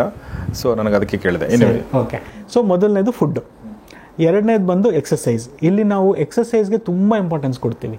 ಸೊ ಇವಾಗ ಫಾರ್ ಎಕ್ಸಾಂಪಲ್ ಯಾರು ನಾನು ಕೇಳಿದ್ರೆ ಒಂದೇ ಒಂದು ಅಡ್ವೈಸ್ ಕೊಡಿ ನನಗೆ, ನಾನು ಲೈಫ್ ಲಾಂಗ್ ಶುಗರ್ ಕಂಟ್ರೋಲ್ ಇಟ್ಕೊಬೇಕು ಅಂತಂದರೆ ಫಸ್ಟ್ ಹೇಳೋದು ನಾನು ಎಕ್ಸಸೈಸ್.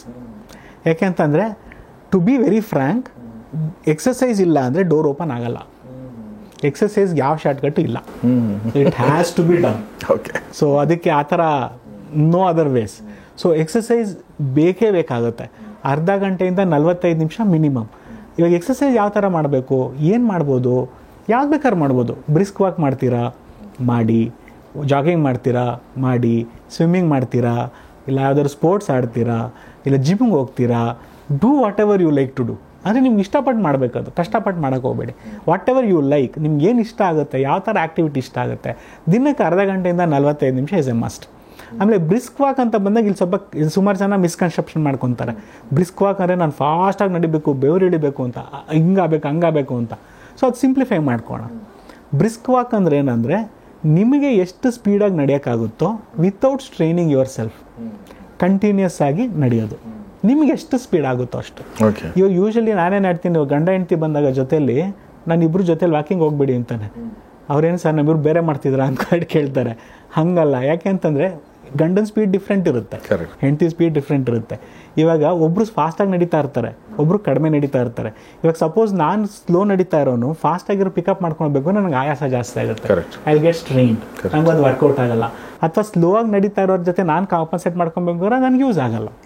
ಸೊ ನಾನೇನು ಹೇಳ್ತೀನಿ ಅಂದರೆ ವಾಕಿಂಗ್ ಹೋಗ್ಬೇಕಾದ್ರೆ ಒಬ್ಬರೇ ಹೋಗಿ, ಬೇಕಾದ್ರೆ ಪಾರ್ಕ್ವರೆಗೆ ಜೊತೆಲಿ ಹೋಗಿ ಅಲ್ಲಿಂದ you start your own. So ಅವಾಗ ನಿಮಗೆ ಎಷ್ಟು ಸ್ಪೀಡ್ ಇದೆ ಅಷ್ಟು. ಇವಾಗ ಕೆಲವ್ರು ಹೇಳ್ತಾರೆ ನಾನು 10 ರೌಂಡ್ ಹೊಡಿತೀನಿ, ಇನ್ನೊಬ್ರು 20 ರೌಂಡ್ ಹೊಡಿತಾರಲ್ಲ ಸರ್, ನನಗೆ ಅಷ್ಟು ಆಗ್ತಾ ಇಲ್ಲ ಅಂತ. Not needed. ನೀವು 20 ರೌಂಡ್ ಹೊಡಿಬೇಕು, 10 ರೌಂಡ್ ಹೊಡಿಬೇಕು, ಅದೆಲ್ಲ ಇಂಪಾರ್ಟೆಂಟು. 45 ನಿಮಿಷ ವಾಕಿಂಗ್ ಅಷ್ಟೇ. ಸೊ ರೆಗ್ಯುಲರಾಗಿ ಅಷ್ಟು ಮಾಡ್ಕೊತಾ ಹೋದರೆ that will help A lot. So brisk walk is very very important. Exercise is A mandatory in controlling your sugars. Exercise ಇಲ್ಲ ಅಂದರೆ ಟ್ಯಾಬ್ಲೆಟ್ ಕಡಿಮೆ ಮಾಡೋಕ್ಕಾಗಲ್ಲ. ಇದನ್ನ ಫಸ್ಟ್ ಹೇಳ್ಬಿಡ್ತೀನಿ ಎಲ್ರಿಗೂ. ಎಕ್ಸಸೈಸ್ ಮಾಡ್ತೀರಾ, ಟ್ಯಾಬ್ಲೆಟ್ ಕಡಿಮೆ ಆಗುವ ಮಾತಾಡೋಣ. ಇಲ್ಲ ಸರ್ ನನ್ನ ಕೈಲಿ ಮಾಡೋಕ್ಕಾಗಲ್ಲ ಅಂದರೆ ಏನು ಮಾಡೋಕ್ಕಾಗಲ್ಲ. You have to go with the routine. So ಇದು ಎರಡನೇದು ಎಕ್ಸಸೈಸ್. ಮೂರನೇದು ಬಂದು ನಿದ್ದೆ. ಇಲ್ಲಿ ನಾವು ನಿದ್ದೆನ ತುಂಬ ಕಡೆಗಣಿಸ್ತೀವಿ ಯೂಶ್ವಲಿ. ಇವಾಗ ಎಸ್ಪೆಷಲಿ ಈಗ ಮೊಬೈಲ್ ಬಂದು ಇನ್ಸ್ಟಾ ರೀಲ್ಸು ಇದು ಶಾರ್ಟ್ಸ್ ಎಲ್ಲ ನೋಡಿದಾಗ ಅದು ಮೊಬೈಲ್ ಇಟ್ಕೊಂಡು ಹಿಂಗೆ ಅಂತ ಇದ್ರೆ ಟೈಮ್ ಹೋಗೋದೇ ಗೊತ್ತಾಗಲ್ಲ. ನಿಜ ನಿಜ. ಸೊ ನಿದ್ದೆನ ನಾವು ತುಂಬ ಕಡೆಗಣಿಸ್ತೀವಿ. So at least a good sleep, at least 6 hours good sleep is good. Sound sleep ಮಾಡಿದ್ರೆ ಇದು ತುಂಬ ಇಂಪಾರ್ಟೆಂಟ್. ಆಮೇಲೆ ಅದು ಕೂಡ ಸಬ್ಜೆಕ್ಟಿವ್ ಸ್ಲೀಪ್ ಕೂಡ. ಎಕ್ಸಾಕ್ಟ್ಲಿ. ಕೆಲವರಿಗೆ 6 ಆಗುತ್ತೆ, ಕೆಲವರಿಗೆ 7.5 ಬೇಕಾಗುತ್ತೆ. So it depends. ನೀವು ಏನಾದರೆ ನೀವು ಬೆಳಗ್ಗೆ ಎದ್ದಾಗ ಯು ಶುಡ್ ಬಿ ಫ್ರೆಶ್. ಆ ಥರ ಸ್ಲೀಪ್ನ ಡಿಪ್ರೈವ್ ಮಾಡ್ಕೊಳಕ್ಕೆ ಹೋಗಬೇಡಿ ಬಿಕಾಸ್ ಆಫ್ ಗ್ಯಾಜೆಟ್ಸ್. ಸೊ ನಾನೇನು ಸಜೆಸ್ಟ್ ಮಾಡ್ತೀನಿ ಅಂದರೆ ಎಲ್ರಿಗೂ, ನೀವು ಮಲಗೋಕ್ಕೆ ಮುಂಚೆ 1 hour ಫೋನ್ ಮುಟ್ಟಂಗಿಲ್ಲ. ಇವಾಗ 11 ಗಂಟೆಗೆ ಮಲಗ್ತೀರಾ, 10 ಗಂಟೆಗೆ ಫೋನ್ ಸೈಡ್ ಇಟ್ಬಿಡಿ. ಬರೀ ಕಾಲ್ಸ್ ಮಾತ್ರ ತೊಗೊಳ್ಳಿ, no screen time. So that will help in 2 ways. ಒಂದು, ಆ ರೇಡಿಯೇಷನ್ ಕಡಿಮೆ ಇರುತ್ತೆ, you will get a good sleep. ಎರಡನೇದು ಕಂಟೆಂಟು. ನಾವು ನೋಡೋ ಕಂಟೆಂಟು ಬ್ರೈನ್ ಆ್ಯಕ್ಟಿವ್ ಆಗಿಟ್ಟಿರುತ್ತೆ. ಸೊ ಅದಕ್ಕೆ ನಮ್ಗೆ ನಿದ್ದೆ ಬರಲ್ಲ. ಸೊ ಅದರಿಂದ ನಾವೇನು ಮಾಡ್ತೀವಿ, 1 hour ಸೈಡ್ಗೆ ಇಟ್ಬಿಡಿ ಫೋನು, ಆಮೇಲೆ ಹೋಗಿ ನಿದ್ದೆ ಮಾಡಿ. ಎಕ್ಸಾಕ್ಟ್ಲಿ. ಸೊ ನಿದ್ದೆ ಇಸ್ ವೆರಿ ವೆರಿ ಇಂಪಾರ್ಟೆಂಟ್. ಮೂರನೇದು ಬಂದು ವಾಟರ್ ಇಂಟೇಕ್. ಇದನ್ನು ನಾವು ತುಂಬ ಜನ ನೆಗ್ಲೆಕ್ಟ್ ಮಾಡ್ತೀವಿ. ನಾವು ನೀರು ಕುಡಿಯೋದೇ ಇಲ್ಲ ಸರಿಗೆ. So 2 to 3 liters of water per day. ಇವಾಗ ಸಮ್ಮರ್ ಬೇರೆ ಅಲ್ವಾ, ಸೊ ಇನ್ನೂ ಸ್ವಲ್ಪ ರೆಗ್ಯುಲರ್ ಆಗಿ ತೊಗೊಬೇಕಾಗುತ್ತೆ. So water intake is a must. ಐದನೇದು ಬಂದು ಸ್ಟ್ರೆಸ್. ನಾವು ಆಲ್ರೆಡಿ ಸ್ಟ್ರೆಸ್ ಮಾತಾಡಿದ್ದೀವಿ already. So stress management is very important. So 5 ವಿಷಯಗಳು ನಾವು ಕಂಟ್ರೋಲ್ ಮಾಡ್ಕೊತಾ ಹೋದರೆ ನಮಗೆ ಡಯಾಬಿಟಿಸ್ ಬರೋದನ್ನು ನಾವು ತಡಿಬೋದು. ಓಕೆ. ಜೊತೆಗೆ ಸ್ಮೋಕಿಂಗ್ ಆ್ಯಂಡ್ ಆಲ್ಕೋಹಾಲ್. ಸೊ ಈ ಸ್ಮೋಕಿಂಗ್ ಆ್ಯಂಡ್ ಆಲ್ಕೋಹಾಲ್ ಕೂಡ ನಾವು ಆದಷ್ಟು ಬಿಟ್ಟರೆ ಒಳ್ಳೆಯದು. ನನ್ನ ಕೇಳಿದ್ರೆ ಬಿಟ್ಬಿಡಿ, ಆದ್ರೆ ಆಗುತ್ತಾ ಬಿಟ್ಬಿಡಿ. If you can do it. That will be the best life. ನಾನೇನು ಹೇಳ್ತೀನಿ ಅಂದರೆ, ಸಪೋಸ್ ಸ್ಮೋಕರ್ ಬರ್ತಾರೆ ಅಂತ ಇಟ್ಕೊಳ್ಳಿ, ನೀವು ಮಿಲಿಯನೇರ್ ಆಗಬೇಕು ಅಂತ ಡಿಸೈಡ್ ಮಾಡಿದ್ರೆ, ಅದಕ್ಕಿಂತ ನೀವು ಸ್ಮೋಕಿಂಗ್ ಬಿಡ್ತೀನಿ ಅಂತ ಡಿಸೈಡ್ ಮಾಡಿದ್ರೆ that is more good decision ಅಂತ. More valuable. ಯಾಕೆಂದರೆ ದಟ್ ಈಸ್, ಸರ್ ನಾನು ನೋಡಿದ್ದೀನಿ ಸರ್, ಸುಮಾರು ಜನ ಸ್ಮೋಕಿಂಗ್ ಬಿಟ್ಟಿರೋರು how they become, they feel the difference. ಅವ್ರಿಗೆ ಗೊತ್ತಾಗುತ್ತೆ ಎಷ್ಟು ಚೆನ್ನಾಗಿ ನಂಗೆ ಹೆಲ್ತ್ ಆಗಿದೆ, ಇಷ್ಟು ಚೆನ್ನಾಗಿತ್ತ ನಾನು health, why I made this ಅಂತ. ಸೊ ಅದು ಡ್ಯಾಮೇಜ್ ಆದಮೇಲೆ ಬಿಡೋವರೆಗೂ ಕಾಯಕ್ಕೆ ಹೋಗಬೇಡಿ. ಡ್ಯಾಮೇಜ್ ಆಗೋಕ್ಕೆ ಮುಂಚೆನೇ ಬಿಟ್ಟರೆ it is always A better thing. ಕರೆಕ್ಟಾಗಿ ಹೇಳಿದ್ರಿ ಸರ್. ನಾನು ಅಬ್ಸರ್ವ್ ಮಾಡಿದ್ದೀನಿ. ನನ್ನ ಫ್ರೆಂಡ್ ಒಬ್ಬ ಹೇಳ್ತಾ ಇರೋದು ನೆನಪಿದೆ. ನಾನು ಸ್ಮೋಕಿಂಗ್ ಮಾಡ್ತಿರ್ಬೇಕಾದ್ರೆ ನನಗೆ ಎಷ್ಟು ನನಗೆ ಡ್ಯಾಮೇಜ್ ಆಗೋದಂದರೆ, ನಾನು ಸ್ಮೋಕಿಂಗ್ ಮಾಡದೇ ಇದ್ದಾಗ ನಾನು ಊಟ ಮಾಡದೇ ಇದ್ರೂ ಹೆಲ್ದಿ ಆಗಿದ್ದೆ ಅಂತ ಹೇಳಿದೆ. ಟ್ರೂ. ಅದು ಫುಲ್ ಎಂಡ್ಯೂರೆನ್ಸೇ ಇಂಪ್ರೂವ್ ಆಗ್ಬಿಡುತ್ತೆ ಸರ್. ಸ್ಟ್ರೆಂತು, ಟಾಲರೆನ್ಸು ಎಲ್ಲ ಇಂಪ್ರೂವ್ ಆಗ್ಬಿಡುತ್ತೆ. ಸೊ ಸ್ಮೋಕಿಂಗ್ ಕ್ವಿಟ್ ಮಾಡೋದು that is the best decision of your life if you do it. ಆಮೇಲೆ ಡ್ರಿಂಕ್ಸ್ ಬಗ್ಗೆ ತಾವು ಹೇಳಿದಾಗ ಸರ್, ಡ್ರಿಂಕ್ಸ್ ಅದು ಕೂಡ ಸಬ್ಜೆಕ್ಟಿವ್ ಥರನೇ. ಒಂದ್ಸಲ ನಾನು ನೋಡ್ದಂಗೆ ಸರ್, ಈಗ ನನ್ನ ಫ್ರೆಂಡ್ ಒಬ್ಬ ಇದ್ದಾನೆ, ವೆರಿ ಹೆಲ್ತ್ ಕಾನ್ಷಿಯಸ್ ಸರ್. ಅವನ ಪಾಪ ಸಿಗರೇಟು ಸೇದಲ್ಲ, ಎಣ್ಣೆ ಹೊಡೆಯಲ್ಲ, ಈ ನಾನ್ ವೆಜ್ ಒಂದು ಸ್ವಲ್ಪ ತಿಂತಾನೆ, ಬಿಕಾಸ್ ಅವ್ರ ಮನೇಲಿ ತಿಂತಾರೆ, ಹಿಂಗಾಗಿ ತಿಂತಾನೆ. ನಮ್ಮ ಗ್ರೂಪಲ್ಲಿ ಅವನೇ ಸಭ್ಯಸ್ಥ. ಫಸ್ಟ್ ಅವನಿಗೆ ಡಯಾಬಿಟೀಸ್ ಬಂದ್ಬಿಟ್ಟಿದೆ. ಎಕ್ಸಾಕ್ಟ್ಲಿ. ಸೊ ಇದೊಂದು ಪಾಯಿಂಟ್ ಇದು ತುಂಬ ಜನ ಕೇಳ್ತಾರೆ ನನಗೆ, ಸರ್ ಇಷ್ಟೆಲ್ಲ ಹೇಳ್ತೀರಾ, ನಮ್ಮ ಫ್ರೆಂಡು ದಿನಾ 2 ಬಾಟ್ಲ್ ಕುಡಿತಾನೆ, 1 ಪ್ಯಾಕೆಟ್ ಸಿಗರೇಟ್ ಸೇರ್ತಾನೆ ದಿನ, ಇದೊಂದು ಡಯಾಬಿಟೀಸ್ ಎಲ್ಲ ಹೆಲ್ತಿ ಆಗಿದ್ದಾನೆ. ಬಟ್ 2 ಬಾಟ್ಲ್ ಕುಡಿದವರು ಅವರು ಬೇಗ ಹೋಗ್ತಾರೆ ಸರ್. ಸೊ ಇಲ್ಲೇನಂದರೆ ಸರ್, ಇದನ್ನು ನಾವು ರಿಸ್ಕ್ ಅಂತ ಹೇಳ್ತೀವಿ. ಇವಾಗ ಫಾರ್ ಎಕ್ಸಾಂಪಲ್, ನಾವು 2 wheeler ಓಡಿಸ್ಕೊತೀವಿ ಅಂದ್ಕೊಳ್ಳಿ. ಇವಾಗ ಹೆಲ್ಮೆಟ್ ಹಾಕ್ಕೊಂಡ್ರೆ ಆಕ್ಸಿಡೆಂಟ್ ಆಗದೆ ಇರೋಕ್ಕಾಗತ್ತಾ? ಆಗೋ ರಿಸ್ಕ್ ಇದ್ದೇ ಇರುತ್ತೆ. ಸೊ ಹೆಲ್ಮೆಟ್ ಯಾಕೆ ಹಾಕ್ಕೊತೀವಿ ಅಂದರೆ, ಬಿದ್ದಾಗ ನಮ್ಮ ತಲೆಗೆ ಏಟಾಗಬಾರ್ದು ಅಂತ. ಸೊ ಹೆಲ್ಮೆಟ್ ಹಾಕ್ಕೊಂಡಿಲ್ಲ ಅಂದರೆ ನಂಗೆ ಆಕ್ಸಿಡೆಂಟ್ ಆಗಲ್ಲ ಅಂತ ಆ ಥರ ಇಲ್ಲ. ಸೊ ಇದೊಂಥರ ರಿಸ್ಕ್ ಫ್ಯಾಕ್ಟರ್ ಥರ ಅಷ್ಟೇ. ಸೊ ನನಗೆ ಸ್ಮೋಕ್ ಮಾಡಿಲ್ಲ ಅಂದರೆ, ಆಲ್ಕೋಹಾಲ್ ಕುಡಿಯೋದ್ರೆ ಡಯಾಬಿಟಿಸೇ ಬರಲ್ವ ಅಂದರೆ, ಬಂದರೆ it will be more worse ಅಂತ. ಸೊ ಇವಾಗ ಎಷ್ಟೊಂದು ಜನ ಹೇಳ್ತಾರೆ, ನಾನು ಸ್ಮೋಕಿಂಗ್ ನಿಲ್ಸಿದ ಮೇಲೆ ನಂಗೆ ಶುರುವಾಯಿತು ಅಂತ. ನೀವು ಸ್ಮೋಕಿಂಗ್ ಕಂಟಿನ್ಯೂ ಮಾಡಿ ಇನ್ನೂ ವರ್ಷ ಆಗಿರೋದು. ಸೊ ಆ ಥರ ಇಟ್ಸ್ ಉಲ್ಟಾ ನಾವು ನೋಡ್ಬೇಕಾಗುತ್ತೆ ಅದನ್ನು. ಸೊ ರಿಸ್ಕ್ ಫ್ಯಾಕ್ಟರ್ ಜಾಸ್ತಿ ಇರುತ್ತೆ ಅಂತ ಅಷ್ಟೇ. ಸೊ ಬೈಕಲ್ಲಿ ಹೋಗ್ತಾ ಇರ್ತೀವಿ, ಹೆಲ್ಮೆಟ್ ಹಾಕಿರ್ತೀವಿ, ಆಕ್ಸಿಡೆಂಟ್ ಆದರೆ ವಿ ಆರ್ ಸೇಫ್. ಆಕ್ಸಿಡೆಂಟ್ ಆಗುತ್ತಾ ಗೊತ್ತಿಲ್ಲ. ಸೊ ಆ ಥರ it's more of a risk factor analysis ಅದು. ಸೊ ಬಟ್ ನನ್ನ ಅಬ್ಸರ್ವೇಷನಲ್ಲಿ people who are smoking and alcohol ತಗೊಳ್ಳೋರು ಅದನ್ನು ಬಿಟ್ಟಾಗ they are become more healthy. ಅವ್ರ ಶುಗರ್ ಕಂಟ್ರೋಲ್ ಇರ್ಬೋದು, ಅವ್ರ ಓವರ್ ಆಲ್ ಹೆಲ್ತ್ ಇರ್ಬೋದು. So I have seen it in my experience. ತುಂಬ ಇಂಪ್ರೂವ್ಮೆಂಟ್ ಬರುತ್ತೆ ಅವ್ರದ್ದು. They feel very good. ಹೌದು. ಸೊ ಅದೊಂದಂತೂ 100%. ಅದು ಫೀಲಿಂಗ್ ಗುಡ್ ಇದೆಯಲ್ಲ, ಅದರಲ್ಲಿ ಏನು ಅನುಮಾನನೇ ಇಲ್ಲ. ನನ್ನ ಫ್ಯಾಮಿಲಿಲಿ ನೋಡಿದ್ದೀನಿ ನಾನು. ಸುಮಾರು ವರ್ಷಗಳ ಕಾಲ ಸ್ಮೋಕ್ ಮಾಡಿದವರು ಸ್ಮೋಕ್ ಮಾಡೋದು ಬಿಟ್ಮೇಲೆ ಅವರು ಹಿ ವಾಸ್ ವೆರಿ ಹೆಲ್ದಿ. ಆಮೇಲೆ ಸ್ಮೋಕ್ ಮಾಡ್ತಾ ಇರಬೇಕಾದ್ರೆ ನಾನು ಅಬ್ಸರ್ವ್ ಮಾಡ್ದಂಗೆ ಅವ್ರಿಗೆ ಕೆಮ್ಮು ಬರ್ತಾ ಇರೋದು ಕಂಟಿನ್ಯೂಸ್ ಆಗಿ ಕೆಮ್ಮು ಬರ್ತಾರೆ. ನಮ್ಮ ಮೇಷ್ಟ್ರು ಒಬ್ಬರಿದ್ರು, ಅವರು ಕೆಮ್ತ ಇರೋರು, ಅದು ಒಳಗಡೆ ಏನೋ ಇರುತ್ತಲ್ಲ, ಅದು ಹೊರಗಡೆ ಬರಬೇಕಲ್ವಾ. ಸೊ ನನಗೆ ಅದು ನೋಡಿದಾಗ ಅನ್ಸೋದು ಇಟ್ಸ್ ವೆರಿ ಬ್ಯಾಡ್ ಅಂತ ಅನ್ಸೋದು. ಎಕ್ಸಾಕ್ಟ್ಲಿ. ಸೊ ಅದರಿಂದ ಬೆಟರ್ ಟು ಕ್ವಿಟ್. ಸೊ ಇದೆಲ್ಲ ನಾವು ಮಾಡ್ತಾ ಇದ್ರೆ V can prevent becoming A diabetes. So ಈಗ ನನ್ನ ಹತ್ರ ಪೇಷಂಟ್ ಪ್ರೀ ಡಯಾಬಿಟಿಸ್ ಬಂದರೆ ನಾನು ಒಂದೇ ಮಾತು ಹೇಳೋದು, ನಮ್ಮ ಗೋಲ್ ಏನಂದರೆ I don't want to see you here as a diabetic. So ಇದನ್ನು ನೀವು ಮಾಡಬೇಕು ಅಂತ. So I don't want to see as a diabetic. So let us go prevent it ಅಂತ. ಸೊ ಈ ಪ್ರಿವೆನ್ಷನ್ ಅನ್ನೋದು ಸಾಧ್ಯ. ಸೊ ಅದನ್ನು ಖಂಡಿತ ನಾವು ಮಾಡ್ಬೋದು. ಓಕೆ ಸ್ನೇಹಿತರೆ, ನಾವು ಮಧುಮೇಹ, ಸಕ್ಕರೆ ಕಾಯಿಲೆ ಅಥವಾ ಡಯಾಬಿಟಿಸ್ ಬಗ್ಗೆ ಮಾತಾಡ್ತಾ ಇದ್ವಿ. ಶ್ರೀಮಂತರ ಕಾಯಿಲೆ ಅಂತ ಕೂಡ ಮುಂಚೆ ಅಂತಿದ್ರು ಇದನ್ನು. ಈಗ ಎಲ್ಲರಿಗೂ ಕೂಡ ಬರ್ತಾ ಇದೆ, ಶ್ರೀಮಂತರಿಗೆ ಬಡವರಿಗೆ ಎಲ್ಲರೂ ಕೂಡ ಬರ್ತಾ ಇದೆ. ಬಿಕಾಸ್ ಎಲ್ಲರ ಲೈಫ್ಗಳು ಒಂದೇ ಥರ ಆಗ್ಬಿಟ್ಟಿದೆ.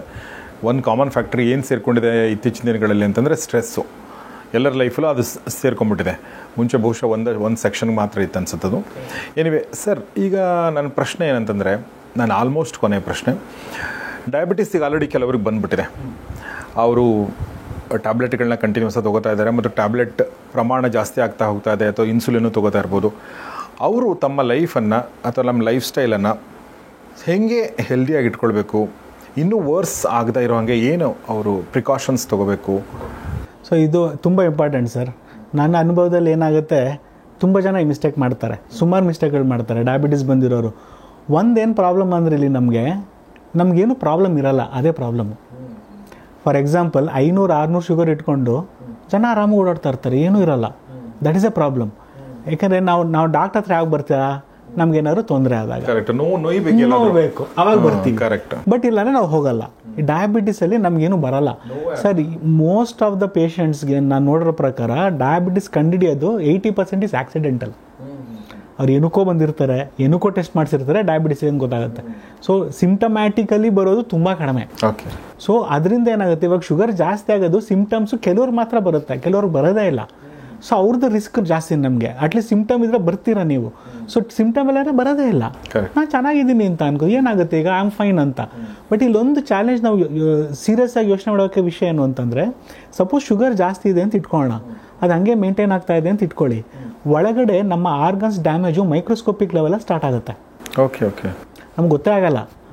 ಅದು ನಮಗೆ ಗೊತ್ತಾಗೋ ಅಷ್ಟರಲ್ಲಿ, ಮ್ಯಾಕ್ರೋಸ್ಕೋಪಿಕ್ ಲೆವೆಲ್ ಬರೋ ಅಷ್ಟರಲ್ಲಿ ಡ್ಯಾಮೇಜ್ ಆಲ್ರೆಡಿ ಆಗೋಗ್ಬಿಟ್ಟಿರುತ್ತೆ ನಮ್ಮ ಸಿಂಪ್ಟಮ್ ಬರೋ ಅಷ್ಟರಲ್ಲಿ. ಇಲ್ಲಿ ಒಂದು ಇಂಪಾರ್ಟೆಂಟ್ ವಿಷಯ ನೋಟ್ ಮಾಡ್ಕೊಬೇಕಾಗಿರೋದೇನು ಅಂದರೆ, ಈ ಡ್ಯಾಮೇಜನ್ನು ರಿವರ್ಸ್ ಮಾಡೋಕ್ಕಾಗಲ್ಲ. ಒಂದು ಸಲ ಆದರೆ ಡ್ಯಾಮೇಜೇ. ಅದನ್ನು ಮುಂದಕ್ಕೆ ಆಗದೆ ಇರೋ ಥರ ತಡಿಬೋದೇ ಹೊರತು ಅದನ್ನು ಮತ್ತೆ ನಾವು ರಿವರ್ಸ್ ಮಾಡೋಕ್ಕಾಗಲ್ಲ. ಸೊ ಅದಕ್ಕೆ ನಾವಿಲ್ಲಿ ಪ್ರಿವೆನ್ಷನ್ಗೆ ಜಾಸ್ತಿ ಒತ್ತು ಕೊಡ್ತೀವಿ, ಯಾಕಂದರೆ ಅದಾದಮೇಲೆ ಏನೂ ಮಾಡೋಕ್ಕಾಗಲ್ಲ. It's very difficult to treat.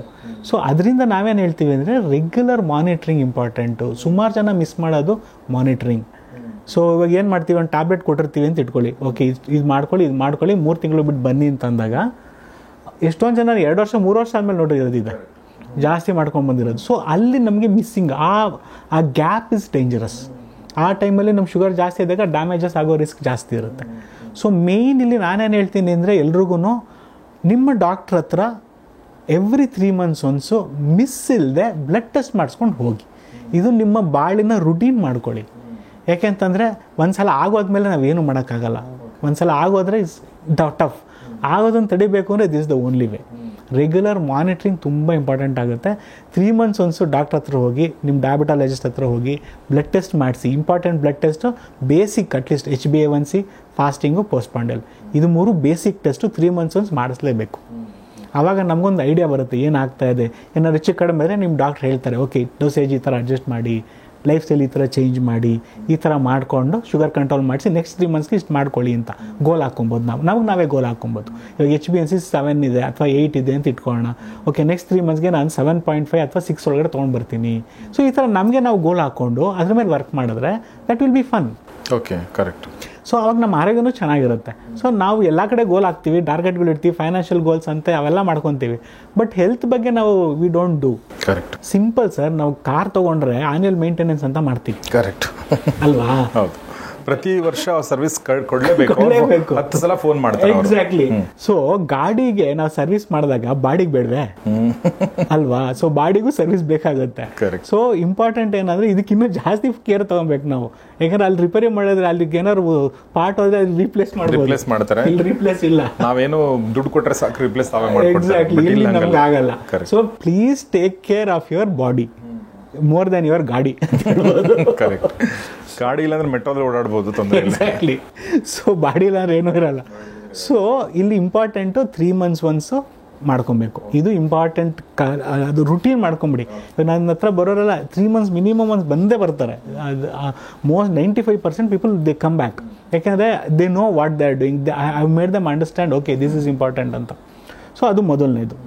ಎರಡನೇದು ಬಂದು ವರ್ಷಕ್ಕೊಂದ್ಸಲ ಅಥವಾ 6 ತಿಂಗಳಿಗೊಂದ್ಸಲ depending on the cases complete blood check. Complete blood check ಅಂದ್ರೇನು, ನಿಮ್ಮ ಕೊಲೆಸ್ಟ್ರಾಲ್ಸ್ ಇರ್ಬೋದು, ಕಿಡ್ನಿ ಫಂಕ್ಷನ್ ಇರ್ಬೋದು, ಮತ್ತು ನಿಮ್ಮ ಲಿವರ್ ಫಂಕ್ಷನ್ನು, ಮತ್ತು ನಿಮ್ಮ ಬ್ಲಡ್ ಕೌಂಟ್ಸು, ಮತ್ತು ನಿಮ್ಮ ಥೈರಾಯ್ಡು, ಇದೆಲ್ಲ yearly once or 6 months once depending on the cases. ಇದು ರುಟೀನ್ ಮಾಡ್ಕೊಳ್ಳಿ. ಇವಾಗ ಅದು ತುಂಬ ಇಂಪಾರ್ಟೆಂಟ್ ಆಗುತ್ತೆ ನಮಗೆ. ಅದು ಏನಾದ್ರು ಕಾಂಪ್ಲಿಕೇಶನ್ ಏನಾದ್ರು ಆಗಿದ್ರೆ ಅದನ್ನು ಆವಾಗಲೇ ನಾವು ತಡೆಗಟ್ಬೋದು. ಇದು ಎರಡನೇದು. ಮೂರನೇದು ಕಣ್ಣು ಟೆಸ್ಟ್ ಮಾಡಿಸೋದು. ಕಣ್ಣು ಟೆಸ್ಟು ತುಂಬ ಇಂಪಾರ್ಟೆಂಟ್ ಆಗುತ್ತೆ. ವರ್ಷಕ್ಕೊಂದ್ಸಲ ಸಜೆಸ್ಟ್ ಮಾಡ್ತೀವಿ. ರೆಟಿನಾ ಅಂತ, ಅದು ಡಯಾಬಿಟಿಕ್ ರೆಟಿನೋಪತಿ ಅಂತ ಹೇಳ್ತೀವಿ. ಅದು ವಿಷನ್ ಲಾಸ್ ಆಗಿಬಿಡುತ್ತೆ. ಸೊ ಅದು ಒಂದ್ಸಲ ಲಾಸ್ ಆದರೆ ಅದು ಕೂಡ ತುಂಬ ಕಷ್ಟ, ಅದು ರಿಪೇರಿ ಮಾಡೋಕ್ಕಾಗಲ್ಲ. ಸೊ ಅದನ್ನು ನಾವು ರೆಗ್ಯುಲರ್ ಆಗಿ ಇಯರ್ಲಿ ಒನ್ಸು ಚೆಕ್ ಮಾಡ್ತಾ ಇರಬೇಕಾಗುತ್ತೆ ಕಣ್ಣನ್ನು. So that is also important. Yearly once ಒಂದು ಎಕೋ ಮತ್ತು ECG, not simple basic things. Okay ಎಲ್ಲ ಚೆನ್ನಾಗಿದೆ, ಹಾರ್ಟ್ದೇನು ತೊಂದರೆ ಇಲ್ಲ, ಎವ್ರಿಥಿಂಗ್ ಇಸ್ ಫೈನ್ ಅಂತ. ಎಕೋ ಅಂದ್ರೇನು sir? Echocardiogram. Okay. So ಹಾರ್ಟ್ನ ನೋಡೋದಕ್ಕೆ, ಮತ್ತು ECG ಇದೆರಡು. ಸೊ ಮತ್ತು ಒಂದು ಅಲ್ಟ್ರಾಸೌಂಡ್ ಸ್ಕ್ಯಾನ್. ಸೊ ಇದಿಷ್ಟು ಒಂದು ರುಟೀನ್, ಒಂದು ಇಯರ್ಲಿ ಒನ್ಸ್ ಒಂದು ಪ್ಲ್ಯಾನ್ ಮಾಡ್ಕೊಳ್ಳಿ. ನೀವು ನಾವೊಂದು ಗೋಲ್ ಇಟ್ಕೊಳ್ಳೋಣ, ನಮಗೆ ಒಂದು ರುಟೀನ್ ಮಾಡ್ಕೊಳ್ಳೋಣ. ಸೊ ಇದೆಲ್ಲ ಇಂಪಾರ್ಟೆಂಟ್. ಇದನ್ನೆಲ್ಲ ನಾವು ಫಾಲೋ ಮಾಡಬೇಕು ಅಂತ ಒಂದು ಕ್ಯಾಲೆಂಡರ್ ಮಾಡ್ಕೊಳ್ಳಿ, ಬರ್ಕೊಳ್ಳಿ. ಬೇಕಾದ್ರೆ ನೀವು ಮರ್ತೋಗುತ್ತೆ ಅಂದರೆ ಇವಾಗೇನು ಸರ್ ಟೆಕ್ನಾಲಜಿ ಇಂಪ್ರೂವ್ ಆಗಿದೆ, ಕೈಯಲ್ಲಿ ಮೊಬೈಲ್ ಇದೆ, ಎಲ್ಲದಕ್ಕೂ ರಿಮೈಂಡರ್ ಇಟ್ಕೊಬೋದು. So let us make use of technology. ಎಲ್ಲದಕ್ಕೂ ರಿಮೈಂಡರ್ ಇಟ್ಕೊಳ್ಳಿ. Ultrasound scan abdomen. ಸೊ ಅಂದರೆ ಇವಾಗ ಏನಾದ್ರು ತೊಂದರೆ ಇದೆ, ಕಿಡ್ನಿದು ಎಲ್ಲ ಚೆಕ್ ಮಾಡ್ತಾರೆ. ಕಿಡ್ನಿ, ಲಿವರು, ನಿಮ್ಮದು ಸ್ಪ್ಲೀನು, ಯೂರಿನರಿ ಬ್ಲಾಡ್ರು ಎಲ್ಲ ಚೆಕ್ ಮಾಡ್ತಾರೆ yearly once. So it's okay. Sir ಎಲ್ಲೆಲ್ಲೋ ಇನ್ವೆಸ್ಟ್ ಮಾಡ್ತೀವಿ ನಾವು. ನನ್ನ ಕೇಳಿದ್ರೆ ಓಕೆ, ಇದು ನಾವು ಬೇರೆ ಒಂದು ಮ್ಯೂಚುವಲ್ ಫಂಡ್ಸು ಅಲ್ಲಿ ಇಲ್ಲಿ ಇನ್ವೆಸ್ಟ್ ಅಂತ ಮಾಡ್ತೀವಲ್ಲ, ಅದಕ್ಕಿಂತ ಬೆಟರ್ ಇನ್ವೆಸ್ಟ್ಮೆಂಟ್ ಇದು. Because you are investing on yourself, on your health. ಏಕೆಂದರೆ ಇದಕ್ಕೆ ನಾವು ಅಲ್ಲಿ ಲಾಸ್ ಆದರೆ ನಮಗೇನು ತೊಂದರೆ ಆಗಲ್ಲ, ಬಟ್ ಇಲ್ಲಿ ಲಾಸ್ ಆದರೆ it's A huge loss. It's not only about me, it is about my family also. ಒಬ್ಬರು ಹಾಸ್ಪಿಟ್ಲಲ್ಲಿ ಸೇರಿಕೊಂಡ್ರೆ ಹೆಂಗಿರುತ್ತೆ ಎಲ್ಲರೂ ಹಾಸ್ಪಿಟ್ಲಿಗೆ. ಹೌದು. ಸೊ ಅದರಿಂದ ನಾವು ಈ ರುಟೀನ್ನ ನಾವು ಫಾಲೋ ಮಾಡ್ಕೊಬೇಕಾಗತ್ತೆ. ಸೊ ಇದನ್ನು ಫಾಲೋ ಮಾಡ್ತಾ ಹೋದರೆ ನಾವು ಡೆಫಿನೆಟ್ಲಿ ಮುಂದಕ್ಕೆ ನಾವು ಆರೋಗ್ಯವಾಗಿ ಇರ್ಬೋದು. ಸರ್ ನನಗೆ ಗೊತ್ತಿರೋರೇ 40-45 years ಆಫ್ ಡಯಾಬಿಟಿಸ್. ನಾನು ಅವ್ರ ಏಜ್ ಹೇಳ್ತಾ ಇಲ್ಲ, diabetic age. I have seen people 45 years 50 years diabetes ಇರೋರು, they are happily enjoying their life. ಏನೂ ಪ್ರಾಬ್ಲಮ್ ಇಲ್ಲ, ಏನೂ ಕಾಂಪ್ಲಿಕೇಶನ್ಸ್ ಇಲ್ಲ. ಸೊ ತುಂಬ ಚೆನ್ನಾಗಿ ಮೇಂಟೈನ್ ಮಾಡ್ತಾರೆ, ರೆಗ್ಯುಲರ್ ರುಟೀನ್ ಚೆಕಪ್ಸ್ ಮಾಡ್ಕೊತಾರೆ. ಸೊ ರೆಗ್ಯುಲರಾಗಿ ಎಲ್ಲ ಮಾಡ್ತಾರೆ ಏನೇನು ಮಾಡಬೇಕು. So they can prevent everything. So ಆ ಥರ ಆದರೆ ನಾವ್ಯಾಕೆ ಆ ಥರ ಮಾಡ್ಕೊಬಾರ್ದು. Correct. So I feel very happy to see. ನಂಗೊಂದು ಮೋಟಿವೇಶನ್, ಅವ್ರು ನೋಡಿದ್ರೆ ನಂಗೆ ಜೋಶ್ ಬಂದ್ಬಿಡುತ್ತೆ. So because it's very good to see like that. So ಆ ಥರ ನಾವು ಪ್ಲ್ಯಾನ್ ಮಾಡ್ಕೊತಾ ಹೋದರೆ definitely we can prevent everything. So ಇದಿಷ್ಟು ಇದನ್ನು ನಾವು ಫಾಲೋ ಮಾಡಬೇಕಾಗತ್ತೆ. ಮತ್ತು ಮೆಡಿಸಿನ್ಸ್ ತೊಗೊಳ್ಳೋದು, ದಯವಿಟ್ಟು ಮೆಡಿಸಿನ್ಸ್ ಡಾಕ್ಟರ್ ಪ್ರಿಸ್ಕ್ರೈಬ್ ಮಾಡೋದನ್ನು ನೀವು ಚೇಂಜ್ ಮಾಡೋಕ್ಕೆ ಹೋಗ್ಬೇಡಿ. ನಾನು ಸುಮಾರು ಜನ ನೋಡಿದ್ದೀನಿ, ನಮ್ಮ ರಿಲೇಟಿವ್ ಇದು ತೊಗೊತಾ-ಇದ್ರು, ಅವ್ರು ಚೆನ್ನಾಗಿ ವರ್ಕ್ ಆಗಿದೆ, ನಾನು ತೊಗೊಳ್ಲಾ, ಅವ್ರಿಗೆ ಇನ್ಸುಲಿನ್ ಇದು ಕೊಟ್ಟಿದ್ದಾರೆ, ನನಗೆ ಯಾಕೆ ಇದು ಕೊಟ್ಟಿದ್ದೀರಾ? So each person is different. ಅದು ಒಬ್ಬರು ಡಾಕ್ಟರ್ ಒಬ್ಬರು ಮೆಡಿಸನ್ ಬರೀತಾ ಇದ್ದಾರೆ ಅಂದರೆ he'll have something in his mind. ಅವರೊಂದು ಕ್ಯಾಲ್ಕುಲೇಷನ್ ಇಟ್ಕೊಂಡು ಬರೆದಿರ್ತಾರೆ. ಅದನ್ನು ರಾಂಗ್ ಅಂತ ಹೇಳೋಕೆ ಯಾರ ಕೈಲೂ ಸಾಧ್ಯ ಇಲ್ಲ, ಯಾಕಂದರೆ that is the way. But each person doctor's approach will be different ಇರ್ಬೋದು, but the concept is the same. So ಅದರಿಂದ ನಾವು ಇಂಪಾರ್ಟೆಂಟ್ ಏನಪ್ಪ ಅಂದರೆ ಅದನ್ನೆಲ್ಲ ನಾವು ಕರೆಕ್ಟಾಗಿ ಫಾಲೋ ಮಾಡಿ. ಮೆಡಿಸನ್ಸ್ ಮಿಸ್ ಮಾಡೋದು, ಜಾಸ್ತಿ ತೊಗೊಳ್ಳೋದು, ಕಡಿಮೆ ತೊಗೊಳ್ಳೋದು, ನನ್ನ ಮೆಡಿಸನ್ ಬೇಡ ಇದು ನಿಲ್ಲಿಸ್ಬೇಡ ಅನ್ನೋದು, ನೀವು ಮೆಡಿಸನ್ ಕೆಲಸ ಮಾಡಿಬಿಡಿ. ನಮ್ಮ ಕೆಲಸ ನಮಗೆ ಮಾಡೋಕ್ಕೆ ಬಿಡಿ, ನಾವು ಅದನ್ನು ಮಾಡ್ತೀವಿ. ಲೈಫ್ ಸ್ಟೈಲ್ ನೀವು ಮಾಡ್ಕೊಳ್ಳಿ. ಸೊ ಅದನ್ನು ನೀವು ಮಾಡ್ಕೊಳ್ಳಿ, ಬಟ್ ಮೆಡಿಸನ್ಸ್ ಕೆಲಸ ನಮಗೆ ಬಿಟ್ಬಿಡಿ. So that doctors will take care. ನಿಮ್ಮ ಡಾಕ್ಟರ್ಗೆ ಬಿಟ್ಬಿಡಿ ಅದನ್ನು, ಅವ್ರು ಅದನ್ನು ಮೆಡಿಸನ್ಸ್ನ ಫಾಲೋ ಮಾಡ್ತಾರೆ. ಸರ್ ತುಂಬ ಚೆನ್ನಾಗಿ ಹೇಳಿದ್ರಿ. ಸರ್ ನನಗೆ ಒಂದು ಮೋಟಿವೇಟ್ ಮಾಡೋಕ್ಕೆ, ನಮ್ಮ ಡಯಾಬಿಟೀಸ್ ಯಾರು ಪೇಷಂಟ್ಸ್ ಇದ್ದಾರೆ, ಡಯಾಬಿಟಿಕ್ ಇದ್ದಾರೆ, ಪೇಷಂಟ್ಸ್ ಅಂತಲೂ ಕರೆಯೋದು ಬೇಡ ಅವ್ರನ್ನ, ಯಾಕಂದರೆ ಡಿಸಾರ್ಡರ್ ಅಂತ ಹೇಳಿದ್ದಾರೆ. ಒಂದು ಸಣ್ಣ ಒಂದು ಸಮಸ್ಯೆ ಇದೆ ಬಿಟ್ಟರೆ, ದೇಹದಲ್ಲಿ ಬಿಟ್ಟರೆ ಅದು ರೋಗ ಅಲ್ಲ. ಸೊ ಹೀಗಾಗಿ ಅವ್ರನ್ನ ಮೋಟಿವೇಟ್ ಮಾಡೋಕ್ಕೆ ಸರ್ ಒಂದು ಏನಾದರೂ ನಿಮ್ಮ ಲೈಫಿನ ನೀವು ನೋಡಿರುವಂಥ ಒಂದು ಪೇಷಂಟಲ್ಲಿ ಯಾರಾದರೂ ನಿಮಗೆ ಒಂದು ರಿಸಲ್ಟ್ ಕೊಟ್ಟಿರೋವಂಥದ್ದು? ಸುಮಾರಿದೆ ಸರ್, ಸುಮಾರು ಎಕ್ಸ್ಪೀರಿಯನ್ಸ್, ಸುಮಾರು ಎಕ್ಸಾಂಪಲ್ಸ್ ಕೊಡ್ಬೋದು. ಯೂಶ್ವಲಿ ಏನಾಗುತ್ತೆ ಅಂದರೆ, ಓಕೆ ಇದು ಹೇಳ್ತೀನಿ, ದಿಸ್ ಈಸ್ ನೈಸ್, ಯಾಕಂದರೆ ಇದು ನನಗೊಂಥರ ಚಾಲೆಂಜಿಂಗ್ ಅಂತ ಅನಿಸ್ಬಿಡ್ತು, that I will tell. Usually ನಾನು ಕನ್ಸಲ್ಟ್ ಮಾಡ್ಬೇಕಾದ್ರೆ I tell this word, we can reduce and stop medicine one day if possible ಅಂತ ಹೇಳ್ತೀನಿ. ಮಾಡ್ಬೋದು, ಒಂದು ಸಾಧ್ಯತೆ ಇದೆ ಅಂತ. ಆ ಎದುರುಗಡೆ ಕೂತಿದ್ದವ್ರು ಲಾಯರು. ಸೊ ಅವರು ಸರ್ ನಾನು ಲಾಯರ್ ಅಂದರು. ನನಗೆ ಏನಾದ್ರು ವರ್ಡ್ಸ್ ಇಂಪಾರ್ಟೆಂಟ್ ಅಲ್ವ ಅವ್ರ ಮುಂದೆ. ಅವ್ರು ಹೇಳಿದ್ರು ಸರ್ ಇದುವರೆಗೂ ಈ ಥರ ಯಾರು ಹೇಳಿರಲಿಲ್ಲ ನನಗೆ, ನೀವು ಇದು ಸ್ವಲ್ಪ ವರ್ಷ ಮುಂಚೆ ಆಗಿದ್ದು ಲಾಂಗ್ ಬ್ಯಾಕ್. ನಾಡು ಈ ರಿವರ್ಸಲ್ಲೆಲ್ಲ ಮುಂಚೆ ಮಾಡ್ಕೊಡಿ ಅಂತ ಕೇಳಿಲ್ಲ ತಾನೆ, ರಿವರ್ಸಲ್ಗೆಲ್ಲ ಮುಂಚೆ ಆಗಿದ್ದು ಅವ್ರು ಹೇಳೋದು. ಹೇಳ್ತಾ ಇದ್ದೀರಲ್ಲ, so how you can tell this word, ಇದುವರೆಗೂ ನಾನು ಯಾರು ಕೇಳಿಲ್ಲ. ನಾನು ಹೇಳಿದೆ ನೋಡಿ ಸರ್, ನಿಮಗೆ ಓಕೆ ಅಂದರೆ ನಾನು ಹೇಳೋದು ಫಾಲೋ ಮಾಡಿ, ಲೆಟ್ ಅಸ್ ಸಿ. ಓಕೆ, ನಾನು ಪ್ರಾಮಿಸ್ ಮಾಡ್ತಾ ಇಲ್ಲ, ಪಾಸಿಬಿಲಿಟೀಸ್ ಹೇಳ್ತಾ ಇದೀನಿ. So let us see how it goes. ನಾನು ಹೇಳೋದು ಫಾಲೋ ಮಾಡಿ, ವಿಲ್ ಸಿ 1 or 2 months ನೋಡಿ ನಿಮಗೆ ಗೊತ್ತಾಗುತ್ತೆ. So but that person was really amazing sir. ಒಂದು ಲೈನ್ ಆ ಕಡೆ ಈ ಕಡೆ ಮಾಡ್ತಾ ಇರಲಿಲ್ಲ. ನಾನು ಹೇಳಿದ್ದು was so dedicated and so good. I think within 8 to 10 months ಅಂತದ್ದು. ಇದು ಲಾಂಗ್ ಬ್ಯಾಕ್ ಕತೆ, ನಾನು ಇದು ಮೇ ಬಿ ಇದು 7-8 years ಬ್ಯಾಕ್ ಹೇಳ್ತಾ ಇರೋದು. So 8 to 10 months V stop this medicines. And I was very happy. So ಅವ್ರು ಎಷ್ಟು ಸ್ಟ್ರಿಕ್ಟಾಗಿ ಮಾಡ್ತಾಯಿದ್ದು ಅಂದರೆ ನನಗೆ ಅವ್ರ ಲೈಫ್ ಸ್ಟೈಲ್ ನೋಡಿ ನನಗೆ ಬೋರ್ ಹೊಡಿತಾ ಇತ್ತು. ನಾನು ಹೇಳ್ತಾ ಇದ್ದೆ ಸರ್, ಅವಾಗ ಒಂಚೂರು ಚೀಟಿಂಗ್ ಮಾಡಿ ಲೈಫ್ ಬೋರ್ ಆಗಿಬಿಡಲ್ವಾ, ಒಂಚೂರು ಸ್ವೀಟ್ ತಿಂದು ನಾನು ಅವ್ರಿಗೆ ಮೋಟಿವೇಟ್ ಮಾಡ್ತಾ ಇದ್ದೆ. ಯಾಕೆಂದರೆ ಸಿ ಐ ಡೂ ದ್ಯಾಟ್. ಇವಾಗ ಯಾರು ನಂಗೆ ಸ್ವೀಟ್ ತಿನ್ಬೋದಾ ಅಂತ ಕೇಳಿದ್ರೆ ನಾನು ತಿನ್ನಬೇಡಿ ಅಂತ ಹೇಳಲ್ಲ. ನಾನು ತಿನ್ನಬೇಡಿ ಅಂತ ಹೇಳಿದ್ರೆ ಜಾಸ್ತಿ ತಿಂತಾರೆ. So I teach them how to eat. So ಯಾವ ಥರ ಎಲ್ಲೆಲ್ಲಿ ಚೀಟಿಂಗ್ ಮಾಡ್ಕೊಬೋದು, ಎಷ್ಟೆಷ್ಟು ತಿನ್ನಬೇಕು ಅಂತ ಹೇಳ್ಕೊಟ್ರೆ at least they will follow that. So ಆ ಥರ that was one challenging. That was long back it story. But ಇವಾಗಿಂದು ತುಂಬ ಇದ್ದಾವೆ ಈ ಥರ. One person was I think HbA1c was somewhere around 15 or 14 and he was on insulin. Sugar was very high, but ಅವ್ರ life style was very horrible, ತುಂಬ ಕೆಟ್ಟದಾಗಿತ್ತು. But ಅವ್ರದನ್ನು ನಾವು ಮಾಡಿಕೊಂಡು, so we started our life style management ಮಾಡೋಕ್ಕೆ ಶುರು ಮಾಡಿ ಅವ್ರ ನಿಧಾನಕ್ಕೆ life ಸ್ಟೈಲ್ನ change ಮಾಡ್ತಾ after 6 months I stop this insulin. So after 2 years I stop this tablets. So insulin ಲೆವೆಲ್ಗೆ ಹೋದರೂ ಕೂಡ ನಿಲ್ಸಿದ್ದಾಯಿತು, ಟ್ಯಾಬ್ಲೆಟ್ ನಿಲ್ಸಿದ್ವಿ. ಆ್ಯಂಡ್ ಇವಾಗಲೂ ನನ್ನ ಹತ್ರ ಟಚಲ್ಲಿದ್ದಾರೆ ಅವರು. So his sugars are below 7 HbA1c without any medicine. And he has become very active and he has lost lot of weight. ಮುಂಚೆ ಅವ್ರು ವಾಕಿಂಗ್ ಮಾಡೋಕ್ಕೆ ಕಷ್ಟಪಡ್ತಾ ಇರೋ ಮ್ಯಾರಥಾನ್ ಎಲ್ಲ ಮಾಡ್ತಾ ಇದ್ದಾರೆ. ಸೊ ಅವರು ಒಂಥರ ಕೆಲವರೆಲ್ಲ ನೋಡೋದು ನನಗೆ ಇನ್ಸ್ಪಿರೇಷನ್ ಅದು. So I feel so happy to see them. So ಇಲ್ಲಿ ನಾನು ನಿಲ್ಲಿಸಿದೆ ಅಂತ ಹೇಳೋಕ್ಕಿಂತ ಅವ್ರು ನಿಲ್ಸಿದ್ರು ಅಂತ ಹೇಳ್ಬೋದು. ನಂದು ಕ್ರೆಡಿಟ್ ಅಲ್ಲ ಇಲ್ಲಿ, ಕೆಟಲಿಸ್ಟ್ ನೀವು. ಎಸ್, ಅವರು they made it happen, I didn't do anything here. So ಅದರಿಂದ ಅದೊಂದು ತುಂಬ ಚೆನ್ನಾಗಿ ಆಯಿತು. ಈ ಥರ ಸುಮಾರು ಎಕ್ಸಾಂಪಲ್ಸ್ಗಳಿದ್ದಾರೆ ಸರ್. ಸುಮಾರು ಜನಕ್ಕೆ ಐ ಥಿಂಕ್ ಸುಮಾರು ಜನ ನಾವು ಟ್ಯಾಬ್ಲೆಟ್ ಎಲ್ಲ ನಿಲ್ಲಿಸ್ಬಿಟ್ಟಿದ್ದೀವಿ and it is maintaining nicely.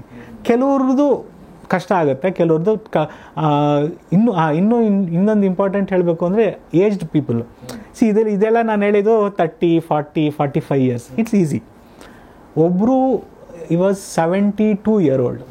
So ಅವ್ರು ಟ್ಯಾಬ್ಲೆಟ್ ನಿಲ್ಸಿದ್ದೀವಿ. ಸೊ ಅವಾಗ ಅದು ನನಗೂ ಮೋಟಿವೇಶನ್. ಅವಾಗ ನನಗೆ ಅನ್ನಿಸ್ತು, age is not a factor ಅಂತ.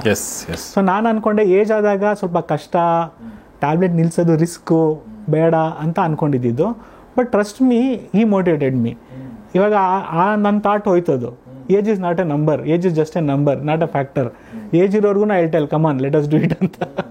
So and it is possible, work ಆಗುತ್ತೆ. ಅಫ್ಕೋರ್ಸ್ 100% ಎಲ್ರಿಗೂ ಆಗದೆ ಇರ್ಬೋದು, ಯಾಕಂದರೆ depends on their lifestyle, their thing, their body reaction. But most of the people at least 2 tablet ತೊಗೊಂಡ್ರೆ 1 ಟ್ಯಾಬ್ಲೆಟ್ ಮಾಡಿದ್ರೆ ಗುಡ್ ಅಲ್ವಾ sir? Of course. So ಆ ಥರ ನಾವು ಮಾಡ್ಕೊಂಡು ಹೋಗ್ಬೋದು. ಸೊ ಆ ಥರ ತುಂಬ ಇನ್ಸಿಡೆಂಟ್ಸ್ಗಳಿದ್ದಾವೆ ಸರ್. ಸರ್ ಭಾಳ ಚೆನ್ನಾಗಿ ಹೇಳಿದರೆ, and it is very motivating ಅಂತ ನನಗನ್ಸುತ್ತೆ ನಮಗೆ ನೋಡ್ತಿರುವಂಥವ್ರಿಗೆ ಸರ್. ಸೊ ಡಯಾಬಿಟಿಸ್ ಬಗ್ಗೆ ಏನೇ ನಿಮಗೆ ಡೌಟ್ಗಳಿದ್ರೂ ಕೂಡ ಈ ಎಲ್ಲ ಡೌಟ್ಗಳನ್ನ ಕ್ಲಿಯರ್ ಮಾಡುವಂಥ ಪ್ರಯತ್ನವನ್ನು ಈ ಎಪಿಸೋಡಲ್ಲಿ ಮಾಡಿದ್ದೀವಿ. ಮತ್ತು ಡಾಕ್ಟರ್ನ ಕನ್ಸಲ್ಟ್ ಮಾಡಬೇಕು ಡಾಕ್ಟರ್ ಸುದರ್ಶನ್ ಅವ್ರನ್ನ ಅಂದರೆ ಅವ್ರ ಫೋನ್ ನಂಬರ್ ನಾನು ಸ್ಕ್ರೀನ್ ಮೇಲೆ 1-2 ಸಲ ಹಾಕಿದ್ದೀನಿ. ಡಿಸ್ಕ್ರಿಪ್ಷನಲ್ಲಿ ಅವರ ಕ್ಲಿನಿಕ್ ನಂಬರ್ ಇದೆ, ದಯವಿಟ್ಟು ಅವ್ರನ್ನ ಸಂಪರ್ಕಿಸಿ ಅಂತ ಕೇಳ್ಕೊತೀನಿ. ವಿಶೇಷವಾಗಿ ಹೆಣ್ಣೂರು ಕಡೆ, ಹೆಬ್ಬಾಳ ಕಡೆಯಿಂದ ಆ ಕಡೆ ಇರುವಂಥವರು ನೀವು ಹೋಗಿ ಭೇಟಿ ಮಾಡ್ಬೋದು. ಬಹುಶಃ ಈ ಕಡೆ JP ನಗರ, ಜಯನಗರ ಕಡೆ ಇದ್ದವ್ರಿಗೆ ದೂರ ಆಗುತ್ತೆ, ಆ ಕಡೆ ಇದ್ರೆ ಖಂಡಿತ ಹೋಗ್ಬೋದು. ಅಥವಾ ಅಪಾಯಿಂಟ್ಮೆಂಟ್ ತೊಗೊಂಡು ನೀವು ಯಾವಾಗ ಬೇಕಾದ್ರೂ ಹೋಗ್ಬೋದು ಅಂತ ಹೇಳ್ತೀನಿ. ಸರ್, ನಾನು ಕೊನೆಯದಾಗಿ ಒಂದು ಪ್ರಶ್ನೆ ಕೇಳ್ತೀನಿ, ಪರ್ಸ್ನಲ್ ಪ್ರಶ್ನೆ ಸರ್ ಇದು, ಖಂಡಿತ ಬೇಜಾರು ಮಾಡ್ಕೋಬೇಡಿ. ಏನಿಲ್ಲ, ಡಾಕ್ಟರ್ಗಳು ತಮ್ಮ ಹೆಲ್ತನ್ನು ಹೆಂಗೆ ಮೇಂಟೈನ್ ಮಾಡ್ತಾರೆ? ಯಾಕೆಂದರೆ ಡಾಕ್ಟರ್ಗಳು ಎಲ್ರಿಗೂ ಉಪದೇಶ ಕೊಡ್ತಿರ್ತಾರೆ, ಹಂಗೆ ಮಾಡಿ ಹಿಂಗೆ ಮಾಡಿ ಅಂತ. ಪಾಪ ಅವ್ರ ಹೆಲ್ತನ್ನು ಅವ್ರು ಹೆಂಗೆ ನೋಡ್ಕೋತಾರೆ? Actually it's a very tricky question. ನನ್ನ ಪ್ರಕಾರ doctors are the worst patients ಅಂತ ಹೇಳ್ಬೋದು. ಯಾಕೆಂದರೆ ನಮಗೆಲ್ಲ ಗೊತ್ತಿರುತ್ತೆ, ಆದರೂ ನಾವೇನು ಜಾಸ್ತಿ ಮಾಡೋಕ್ಕೆ ಹೋಗಲ್ಲ. That is the fact. First thing ಬಂದು ನಾವು ರೀಸನ್ಸ್ ಕೊಡ್ಬೋದು, ಯಾಕೆ ಆಗ್ತಾಯಿಲ್ಲ, ಯಾಕೆ ನಾವು ಎಕ್ಸಸೈಸ್ ಮಾಡೋಕ್ಕಾಗ್ತಾಯಿಲ್ಲ ಅಂತ. ಬಟ್ ಆ ರೀಸನ್ಸ್ ಎಲ್ಲ ಸೈಡ್ಗಿಟ್ಟು ಆ್ಯಕ್ಚುಲಿ ಇವಾಗ ಅವೇರ್ನೆಸ್ ಜಾಸ್ತಿ ಆಗಿದೆ. ಇವಾಗ doctors also they are thinking. ಇವಾಗ ಮುಂಚೆಲ್ಲ ಏನಾಗ್ತಾಯಿತ್ತು, ಓಕೆ ಬೆಳಿಗ್ಗೆ ಹಾಸ್ಪಿಟ್ಲಿಗೆ ಹೋಗು, ನೈಟ್ ಬಾ, ಆ ಥರ ಎಲ್ಲ ಇರ್ತಾಯಿತ್ತು. ಬಟ್ ಇವಾಗ people are become more aware. ಯಾಕಂದ್ರೆ ನಾವು ಇನ್ಸಿಡೆಂಟ್ಸ್ ನೋಡ್ತಾ ಇದ್ದೀವಿ. ಸುಮಾರು ಜನ doctors we have seen getting a heart attack in very young age. ಹಾಸ್ಪಿಟ್ಲಲ್ಲಿ ನಿಂತ್ಕೊಂಡೇ we have seen people collapsing. So ಇವಾಗ ಒಂದು ಅವೇರ್ನೆಸ್ ಕ್ರಿಯೇಟ್ ಆಗಿದೆ ಡಾಕ್ಟರ್ಸಲ್ಲೂ ಕೂಡ. So we have also become little more aware about our health. So ಇವಾಗ ನಾನು ಮುಂಚೆ ಜಯನಗರ್, ಮಣಿಪಾಲ್ ಮತ್ತು ಇಲ್ಲೇ ಇದ್ದಿದ್ದು, ನಾನು ಶಂಕರ ಕ್ಯಾನ್ಸರ್ ಹಾಸ್ಪಿಟಲ್ ಕೆಲಸ ಮಾಡ್ತಾಯಿದ್ದೆ. So my health was also not very good. ನಂಗೆ ಬೇರೆ ಥರ ಇಶ್ಯೂಸ್ ಇತ್ತು. So then I decided, okay health is my priority. ನಾವು ಹೆಲ್ತ್ ಎಲ್ರಿಗೂ ಹೇಳ್ತೀವಿ, ನಾವೇ ಮಾಡ್ತಾಯಿಲ್ಲ ಅಂತ. ಆ್ಯಂಡ್ ನಾನು ಮುಂಚೆ ನೋಡಿರೋರು they would have seen me. I was also very fat, central obesity ಸಿಕ್ಕಾಪಟ್ಟೆ ಇತ್ತು. ಸೊ ನಾನು ಕೂಡ ಈಗ ನಾನು 6 months I resign my job, started slowly ಒಂದು ಕ್ಲಿನಿಕಲ್ಲಿ ಮಾಡಿಕೊಂಡು I am focusing more on my health. Free ಟೈಮಲ್ಲಿ ಸಾಯಂಕಾಲದ ಹೊತ್ತು I am not doing anything. ಸಾಕು, ಇಷ್ಟು ವರ್ಷ ಓಡಿ ಸಾಕಾಯಿತು. So let us focus on our health ಅಂತ. ಯಾಕಂದರೆ ಆಫ್ಟರ್ 40-45 ಅಂದಾಗ ರಿಸ್ಕ್ ಫ್ಯಾಕ್ಟರ್ಸ್ ಜಾಸ್ತಿ ಇರುತ್ತೆ. So I am not a diabetic, but still ನಮ್ಮ ತಂದೆ ಡಯಾಬಿಟಿಕ್ ಇದೆ, ವಿಲ್ ಬರ್ದಿದ್ದಾರೆ ಆಲ್ರೆಡಿ, ಯಾವಾಗ ಗೊತ್ತಾಗುತ್ತಿಲ್ಲ ಕೈಗೆ. ಸೊ ಅದರಿಂದ ಈಗಲಿಂದಾನೇ ಎಚ್ಚೆತ್ಕೊಳ್ಳೋಣ ಅಂದ್ಬಿಟ್ಟು ಸೊ ಎಲ್ರಿಗೂ ಉಪದೇಶ ಮಾಡ್ತಾರೆ, ನಾನು ಇವಾಗ ಫಾಲೋ ಮಾಡ್ತಾ ಇದ್ದೀನಿ. Beautiful sir. ಸರ್ ಇಲ್ಲಿ ಲಾಸ್ಟ್ ಎರಡು ಪ್ರಶ್ನೆ ಕೇಳ್ತೀನಿ sir. What is the best part of, it's not about diabetic, it's just about being doctor. What is the best part and worst part of being a doctor sir?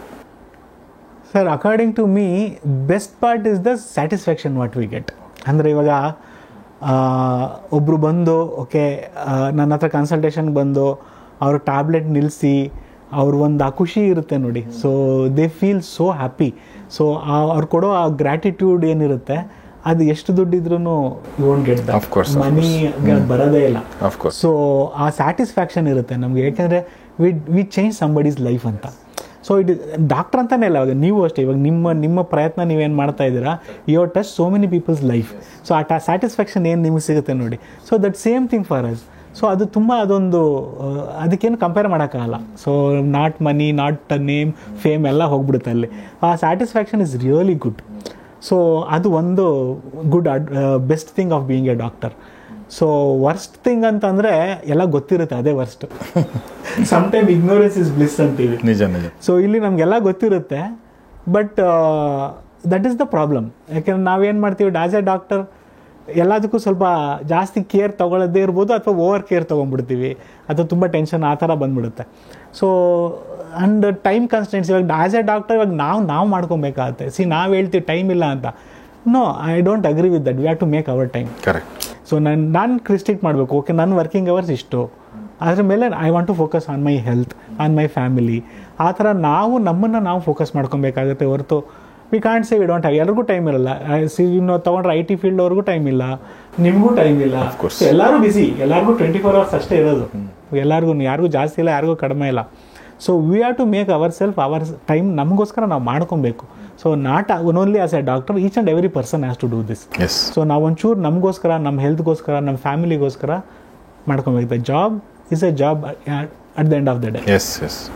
ಅದೊಂದೇ life ಅಲ್ಲ, but that is ಬೇಕು ಅದು. But other things also are important ಅಂತ ನಾವು ಮರ್ತು ಬಿಡ್ತೀವಿ. Thank you very much sir. ತುಂಬ ಧನ್ಯವಾದ ನಿಮಗೆ. ಇವ್ರಿಗೆ ಧನ್ಯವಾದ ಹೇಳೋಕ್ಕಿಂತ ಮುಂಚೆ ಇನ್ನೊಬ್ಬ ವ್ಯಕ್ತಿಗೆ ಧನ್ಯವಾದ ಹೇಳಬೇಕು ನಾನು. ಅದು ಯಾರು ಅಂದರೆ ನಮ್ಮ stock market trader and trainer CA Dayanand Bongale ಅವರು. ಅವರ ಆಫೀಸ್ಗೆ ಹೋದಾಗ ನನಗೆ ಡಾಕ್ಟರ್ ಸುದರ್ಶನ್ ಅವರು ಸಿಕ್ಕರು, ಮತ್ತು ನನಗೆ ಬೊಂಗಾಳೆ ಸರೇ ಹೇಳಿದರು ಇವ್ರದ್ದೊಂದು ಸಂದರ್ಶನ ಮಾಡಿ ಅಂತ. ನಿಜ ಹೇಳಬೇಕು ಅಂತಂದರೆ ಆಮೇಲೆ ನನಗೆ ಅನಿಸಿತ್ತು, ಆಮೇಲೆ ಅವ್ರು ಹೇಳಿದ್ಮೇಲೆ ಮತ್ತಷ್ಟು ಅನ್ನಿಸ್ತು. ಸೊ ಇವತ್ತೊಂದು ಭಾಳ ಬ್ಯೂಟಿಫುಲ್ ಆಗಿರೋ, ಎನ್ಲೈಟ್ನಿಂಗ್ ಆಗಿರುವಂಥ, ಎನ್ರಿಚಿಂಗ್ ಆಗಿರುವಂಥ ಸೆಷನ್ ನನಗೆ ಸಿಕ್ಕಿದೆ ಅಂತ ಅನ್ಕೋತೀನಿ. ವಿಶೇಷವಾಗಿ ಡಯಾಬಿಟೀಸ್ ಆಗಿರೋರಿಗೆ ಮತ್ತು ಡಯಾಬಿಟೀಸ್ ಬರುವಂಥ ಸಾಧ್ಯತೆ ಇರೋರಿಗೆ, ಬಂದವ್ರಿಗೆ ಎಲ್ರಿಗೂ ಕೂಡ ಭಾಳ ಬ್ಯೂಟಿಫುಲ್ ಆಗಿರುವಂಥ ವಿಚಾರಗಳನ್ನ ನಮ್ಮ ಡಾಕ್ಟರ್ ಸುದರ್ಶನ್ ಅವರು ಹೇಳಿದರು. ಸರ್, ನಿಮಗೆ ತುಂಬ ಧನ್ಯವಾದ. ನಮ್ಮ ಜೊತೆ ಇಷ್ಟೊತ್ತು ಮಾತಾಡಿದ್ದಕ್ಕಾಗಿ. ತುಂಬ ದೂರದಿಂದ ಬಂದಿದ್ದೀರಿ. ಸೊ ನಿಮ್ಮ ಒಂದು ಟೈಮನ್ನು, ಅಮೂಲ್ಯವಾದ ಟೈಮನ್ನು ನಮಗೆ ಕೊಟ್ಟಿರೋದಕ್ಕೆ ತುಂಬ ಧನ್ಯವಾದ. ಮತ್ತು ಡಾಕ್ಟರ್ ಸುದರ್ಶನ್ ಅವ್ರನ್ನ ಸಂಪರ್ಕಿಸಬೇಕು ಅಂದರೆ ಅವ್ರ ನಂಬರ್ ನಾನು ಹಾಕಿದ್ದೀನಿ, ಅವರ ಕ್ಲಿನಿಕ್ ನಂಬರ್. ದಯವಿಟ್ಟು ಅವ್ರನ್ನ ಸಂಪರ್ಕಿಸಿ ಅಂತ ಕೇಳ್ತೀನಿ. ಸರ್, ನಿಮಗೆ ತುಂಬ ಥ್ಯಾಂಕ್ಸ್. ನಿಮಗೆ ತುಂಬ ಥ್ಯಾಂಕ್ಸ್ ಸರ್. ಆ್ಯಕ್ಚುಲಿ ನಾನು ಕರೆಸಿ ಈ ಥರ ನನಗೂ ಒಂದು ಹೊಸ ಒಂಥರ ಅನುಭವ ಇದು. ಸೊ ನನ್ನಿಂದ ಅಟ್ಲೀಸ್ಟ್ ಇಷ್ಟು ಜನ ನಿಮ್ಮ ಫಾಲೋವರ್ಸ್ ಇದ್ದಾರೆ, ನಿಮ್ಮ ತುಂಬ ಅಗಾಧವಾದ ನಿಮ್ಮ ಫಾಲೋಯಿಂಗ್ ಇದಿದೆ ಕ್ರೌಡು. ಸೊ ಅದರಲ್ಲಿ ಅಟ್ಲೀಸ್ಟ್ ಓಕೆ, ಅದರಲ್ಲಿ ಅಟ್ಲೀಸ್ಟ್ ಒಂದು 10 ಜನ ನಾನು ಹೇಳಿದ್ದೀನಿ ಇಂಪ್ಲಿಮೆಂಟ್ ಮಾಡಿದ್ರೆ ನಾನು ಬಂದಿದ್ದಕ್ಕೂ ಸಾಧ್ಯ. ಎಕ್ಸಾಕ್ಟ್ಲಿ. ಸೊ ನನ್ಗೆ I am very grateful to you sir. Thank you very much ಈ ಒಂದು ಆಪರ್ಚುನಿಟಿ ಕೊಟ್ಟಿದ್ದಕ್ಕೆ, because this is very nice. I really enjoyed the session. Thank you sir. Same here. Thank you very much. Thank you. So ಸ್ನೇಹಿತರೆ, ಇದು family doctor ಕಾರ್ಯಕ್ರಮದಲ್ಲಿ ಒಂದು ಅದ್ಭುತವಾದ session doctor Sudarshan N ಅವರೊಂದಿಗೆ. ಟೇಕ್ಅವೇಸ್ ಏನು ಅಂತಂದರೆ, ಮಾರಲ್ ಆಫ್ ದ ಸ್ಟೋರಿ ಏನು ಅಂತ ನೀವು ನನಗೆ ಕೇಳಿದರೆ, ನನಗೆ ತಲೆಯಲ್ಲಿ ಉಳಿದಿರೋದು ಭಾಳಷ್ಟು ವಿಚಾರಗಳಿದ್ದೆ.